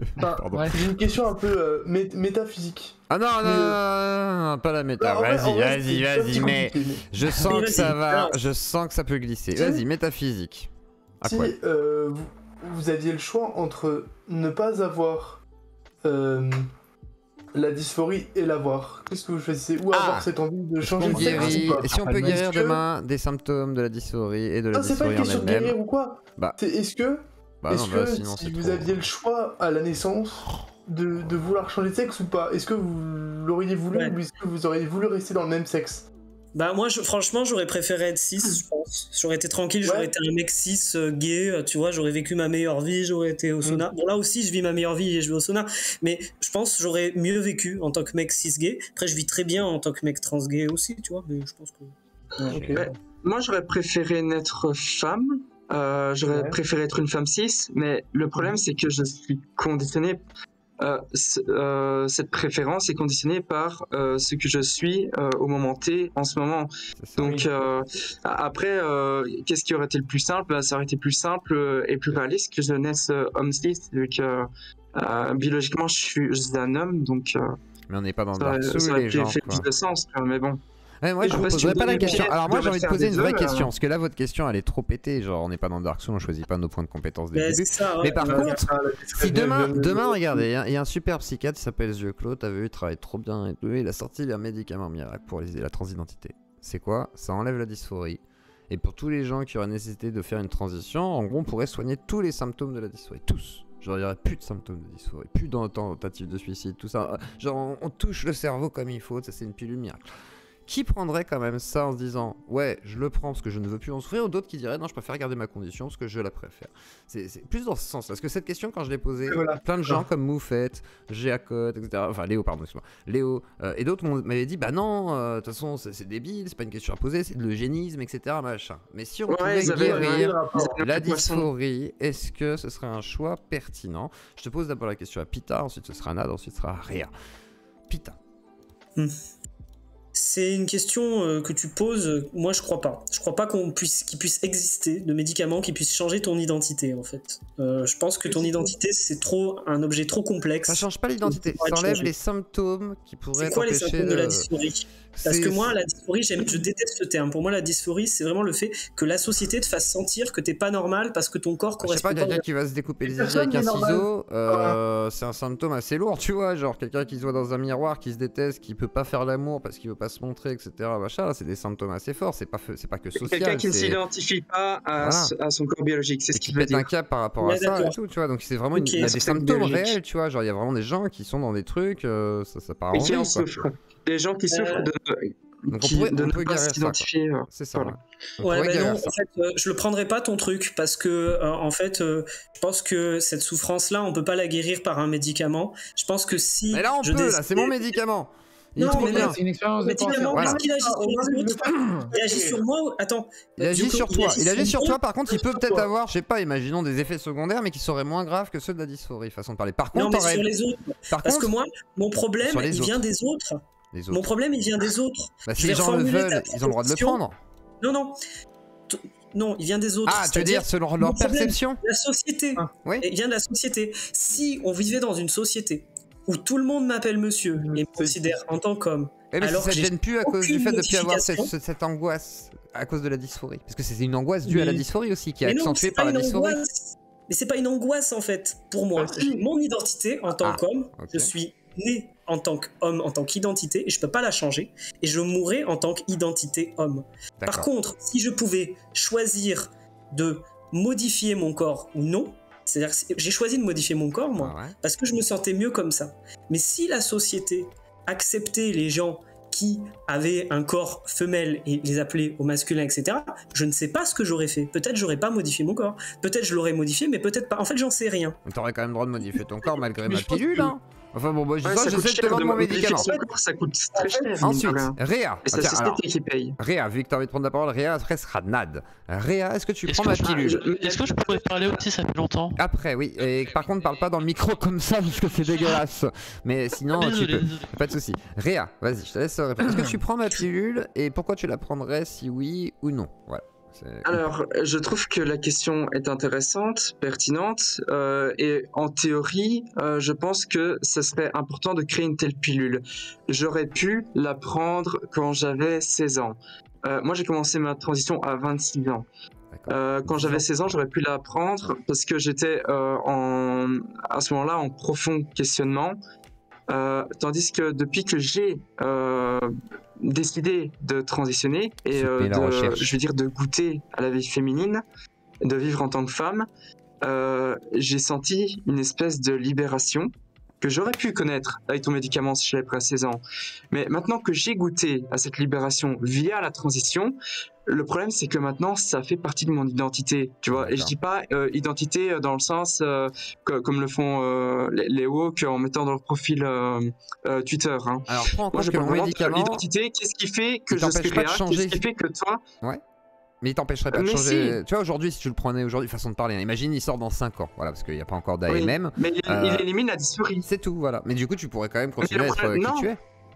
Non. Non, parce qu'il y aurait ton parcours de. Ah oui, t'aurais peur de revenir à avant. Non, c'est pas par fierté, c'est pas de devoir avoir fait une erreur, ni rien. Même pas une crainte. C'est le problème, c'est que maintenant, cette féminité. Fait partie de moi. Et j'ai l'impression qu'en fait, ça va paraître étrange ce que je veux dire, mais c'est un petit peu comme si j'ai l'impression, j'ai une dysphorie, mais enfin je sais pas, c'est compliqué. En gros, tu te sens accompli quoi maintenant. Non, je vois ce qu'elle veut dire. Oui, je me sens accompli. Voilà. C'est malheureusement. Alors peut-être qu'il faudrait proposer ça que à ceux qui seraient jeunes et pas les adultes, effectivement, qui auraient déjà transitionné. Non, mais Zioclo, je vais te proposer autre chose. Imagine que je te donne un médicament qui te retire en fait, qui remplace. Je sais pas par quoi. C'est quoi ta passion? Les jeux vidéo, je sais pas. Mais qui remplace ta passion du jeu vidéo par une passion pour. Allez, je sais pas. La couture. Non. Oui, la couture par exemple. Si j'ai autant de kiff. Mais c'est quelque chose qui. Je joue à Forza, j'ai découvert à cause. On parle de médicaments qui enlèvent la dysphorie parce que ça crée une souffrance. C'est ça. Mais oui, mais non, regarde, par exemple, regarde, moi j'ai été addict, je suis un addict, tu vois, on m'aurait donné un médicament préventif parce que ma mère était addict et que j'ai un passif possible d'addict. Pourquoi pas en vrai? Ça m'aurait évité pas mal de trucs. Après, comme toi et comme vous tous là, effectivement, ma vie a fait ce que je suis. Donc aujourd'hui, je ne changerai rien. Oui. Pour moi, effectivement. Je comprends cette réponse. C'est pour ça que j'entends vos réponses, hein, quelles qu'elles soient. C'est-à-dire, pour moi, je ne changerai rien. Mais après, il y a des gens, je pense, qui se diraient peut-être en vrai, j'aurais préféré ne pas vivre ça. Et je peux l'entendre. Et je pense que si on m'avait par contre donné cette pilule enfant, façon de parler, imaginons que ça existe, hein, on est à la fantasme un petit peu. Bah, effectivement, j'aurais pas la même vie. Dans tous les cas. Alors, je suis peut-être pas youtubeur aujourd'hui, tu vois, mais j'aurais pas la même vie, effectivement. C'est sûr. C'est un bon roman d'anticipation, ça. C'est ça, mais ça fait flipper. Le scientisme arrive. Nad, toi, qu'est-ce que tu fais avec la pipi, la pilule, la petite pilule de Zioclo? Moi, je pense que si je l'aurais prise, ça aurait pas changé grand. Oui, c'est vrai que oui, je suis con. Elle est pas adaptée pour toi, mais ça, je suis con. Et bah, une pilule qui enlève ton zizi et qui le transforme en vagin. Ah, je pense mais que non, si je l'aurais pris pour une seule raison. Vas-y, Nad. Pour éviter de vivre tout mal-être que j'ai vécu. Même si ça a changé au reste, ça m'aurait déjà retiré un poids. D'accord, intéressant. Donc, mais c'est vrai que j'ai souvent entendu des gens dire non, je voudrais pas changer ce que je suis aujourd'hui en fait. Donc je pense qu'il y a cet état d'accomplissement forcément. Tu sais, j'ai toujours pas compris ce qu'elle fait exactement ta pilule parce que. Elle est magique. Hein. En gros, elle est magique, elle enlève. Elle est bleue, elle donne la gaule à ceux qui ne peuvent plus. En fait, en gros, par exemple, imaginons la pilule. Aujourd'hui, du coup, tu as des problèmes de questionnement de genre. On va dire, t'es un homme et tu veux devenir une femme. Mais ça règle les troubles. Voilà. En fait, tu prends ce médicament et tac, tu n'as plus ce questionnement et tu restes un homme. Si t'es bi, si t'es homo, machin, tout ça, ça t'empêche pas. C'est juste que ça empêche de souffrir des effets extrêmement forts de la dysphorie, c'est tout. Ce serait genre pour soigner des troubles psy. C'est pour soigner certains symptômes spécifiques pour éviter que la personne. Et bien sûr que ce médicament n'existe pas, mais c'est comme la pilule bleue et la pilule rouge en fait. C'est comme dans Matrix. Tu vois, je voudrais pas changer d'identité. Si je pouvais changer d'identité, je pense que je changerais pas parce que je m'aime bien. Voilà. Non mais je comprends. Non mais moi j'accepte toutes vos réponses, ne vous inquiétez pas, je ne vous juge pas. S'il y avait une pilule qui te faisait devenir trans, tu la prendrais? Non. Non, je suis trop bien hétéro moi. Non mais en vrai, ça dépend. Juste trans. Une pilule qui te fait devenir trans. Mais c'est-à-dire qui te change ton identité non binaire ou femme. Tu t'identifies non binaire ou tu t'identifies femme si tu prends cette pilule. Bah non, tu la prends. Je suis bien. Après peut-être que je sais pas, je serais très bien sûrement en meuf, mais je suis très bien en homme. Bah voilà, mais moi je suis très bien en homme. Oula, pas de soucis. Mais pas de soucis, Psertec, frère. T'inquiète. Est-ce que t'as pas posé des problèmes dans ta vie Est-ce que ça t'a fait souffrir? Non, moi on croyait que j'étais des fois gay, mais je suis pas gay. Et j'ai une très belle vie d'hétéro qui m'a très bien plu quand même si des fois il y a des potes à moi qui étaient gays, qui étaient là. T'es sûr que t'es pas homo, ce serait cool de... Non, c'est pas cool, mais si tu veux, reste pote, mais en jeu, on se touche pas la bite. Mais sinon, y a aucun problème. Non, mais voilà. Fanboy, ça doit donner. Ah, mais voilà, une petite vie normale. Mais du coup, attends, Nad, j'ai une question pour toi. Oui. Du coup, on a dû faire des... Est-ce qu'on t'a fait faire des tests ADN du coup? Ah. Ouais, j'ai des tests. Et du coup, c'est quoi ton genre biologique, on va dire, entre guillemets? Biologiquement, je suis XXY. XXXY. Ah non, il n'y en a pas 4, il y en a 4 là. Attention, c'est un mutant. Nad est un extraterrestre. Révélation. C'est vrai qu'en SVT, mon prof d'SVT en 4ème m'avait montré ça. C'est une autre planète. Non, j'ai jamais dépanné un pote, les gens. Oh, vous dites quoi dans le chat? Excuse-moi, je vous coupe là. Eh non, j'ai pas dépanné un pote. Il y a un pote qui m'a demandé de lui dépanner. Je lui ai dit, t'es ouf ou quoi? Et c'est tout. Mais il était là, ah, allez, c'est rigolo. Non. Il m'a dit, mais c'est comme une femme si tu fermes les yeux de ta gueule. Et voilà, c'est tout. Je lui ai dit, t'as de la barbe, ça va se sentir. Mais sinon, voilà. Mais attendez, je crois que tu sens pas la petite barbichette là sur tes couilles? Ouais, je suis pas un dingue, moi. Désolé, hein, moi, mon imagination, elle va très vite. Hein. Je sais que c'est mon pote, je vais le voir tout de suite, même si je ferme les yeux. Ça va pas la tête. Non. Vous êtes des tarés, les gens. Vous êtes des taré. Bref, Mad Bunka. Du coup, voilà, un test ADN, XXXY. Est-ce que je pourrais juste parler un enfant? Oui, tu pourras parler. Vas-y, parle.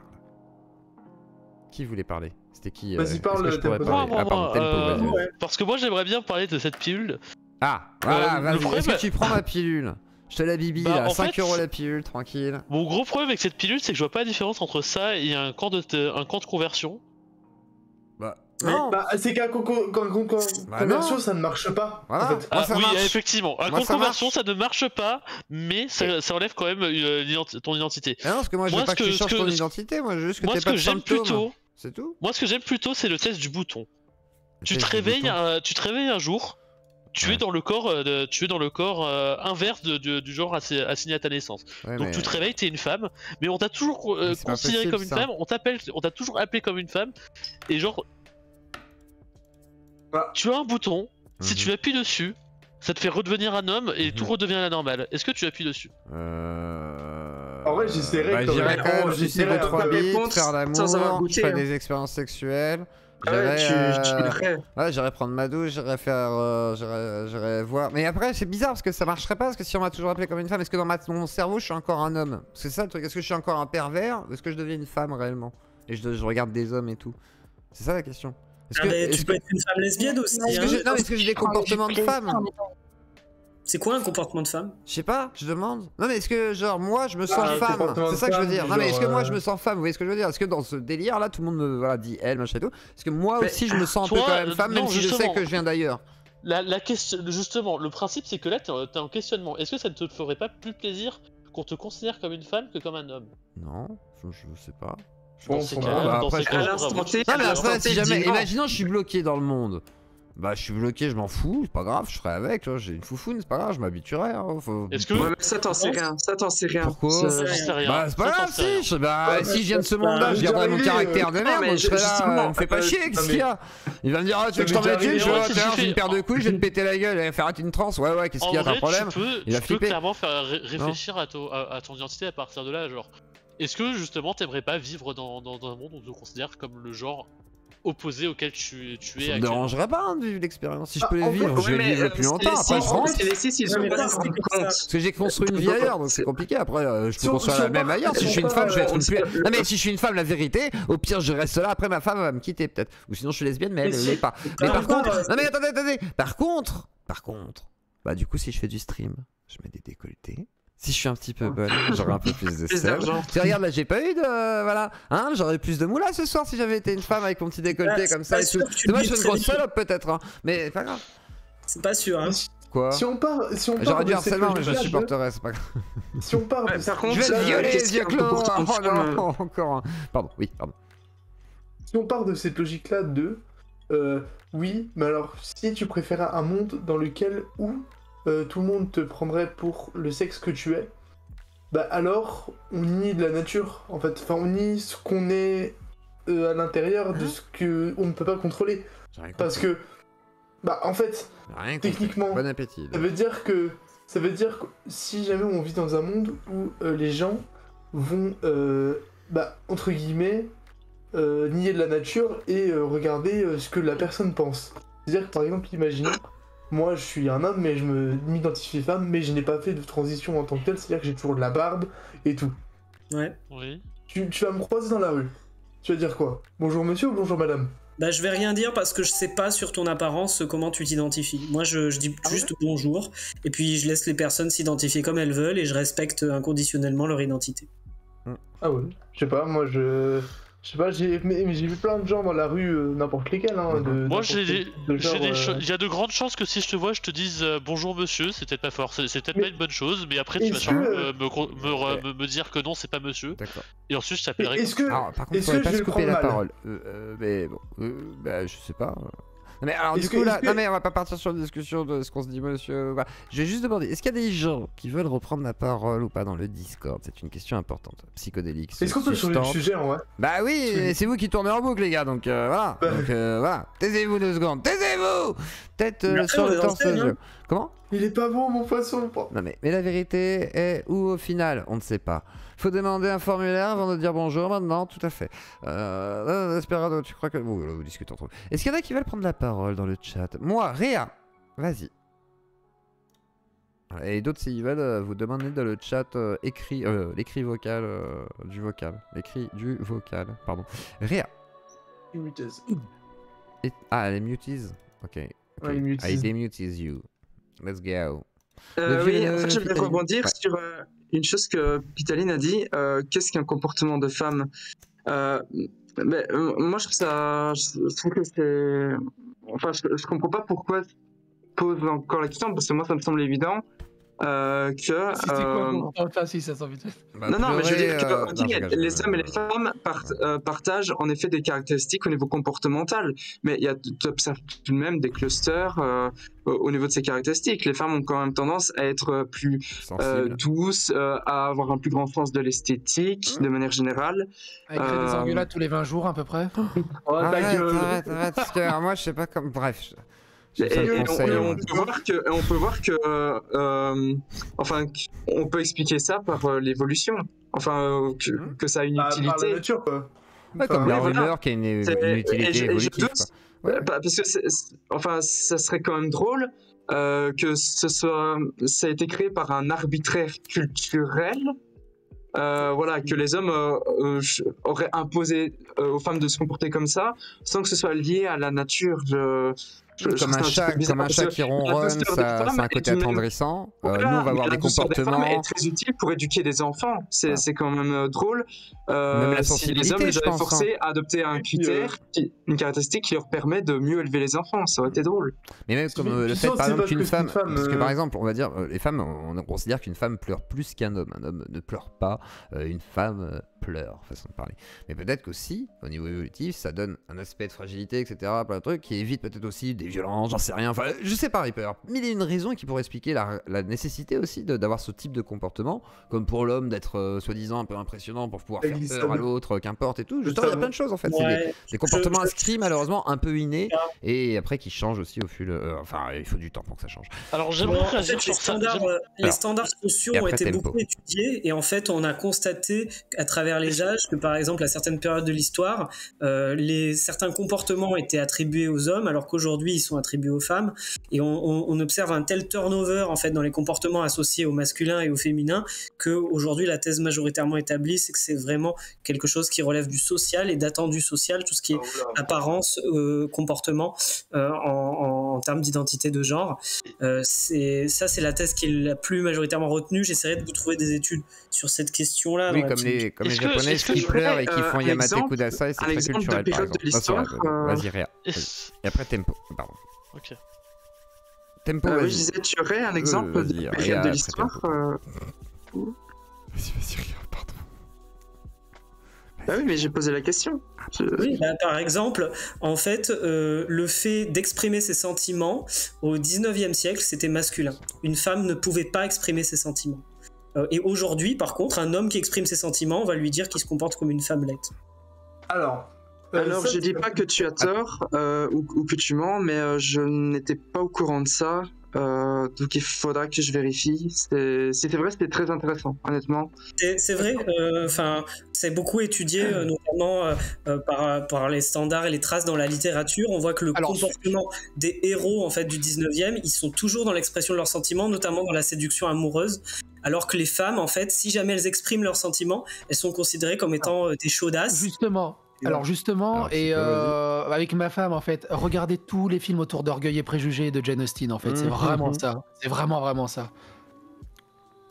Parce que... Orgueil et Préjugés, la série préférée de Psycho et de sa femme. De ma femme, Tempo. Alors du coup, Zioclo, je vais te poser une question. Oui. Ou alors à Psycho. Ah. Psycho, est-ce que je peux te poser une question? Bah, je suis là pour ça. Je vais te demander d'associer une couleur aux garçons et une couleur aux filles. Ouais, bleu, non mais je la connais celle-là. Bleu et rose. C'est bleu et rose, mais du coup, c'est bleu et rose. À une époque de la royauté, c'était le rose qui était pour les garçons. C'était l'inverse, effectivement, et c'était même pour la plus grosse majorité de la période humaine, c'était l'inverse. Ouais.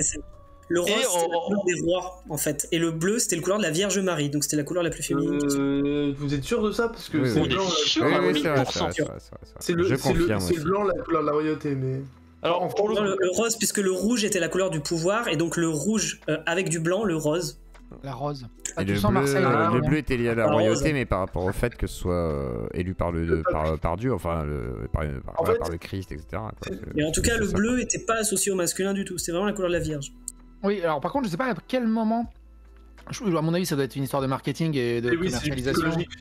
À quel moment ça a switché quand il a fallu vendre des vêtements en mode prêt-à-porter et qu'on a arrêté de changer les vêtements d'enfants qui étaient un peu des petites jupes par exemple, enfin, des sortes de robes pour les garçons et les filles, ils étaient habillés un peu pareil quoi.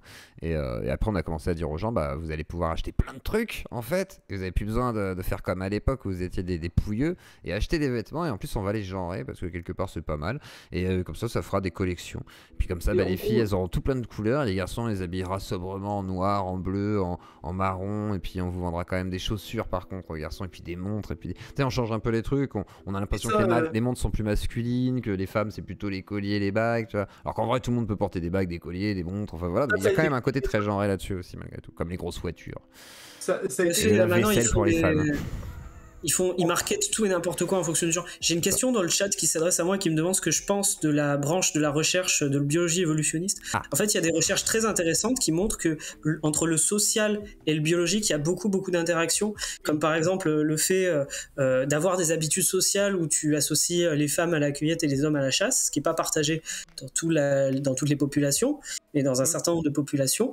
Pour un certain nombre de chercheurs, ça expliquerait la différence de taille entre le phénotype mâle et le phénotype femelle, c'est-à-dire le phénotype femelle des tailles plus petites, parce qu'on aurait eu un moindre accès à la nourriture, aux nutriments, à ce genre de choses. Je pense que c'est des choses qui sont très intéressantes et qui montrent qu'en fait il y a une porosité entre nature et culture dans l'histoire humaine, et qu'il faut étudier ce genre de choses. Ça, c'est des théories qui sont extrêmement discutées. C'est comme ceux qui disent, oui non mais c'est clair, c'est comme ceux qui disent que les femmes à l'époque elles avaient des bras plus musclés parce que la vaisselle était en pierre. Ah, Psycho, en fait là, ça je crois pas que ce soit étayé ça.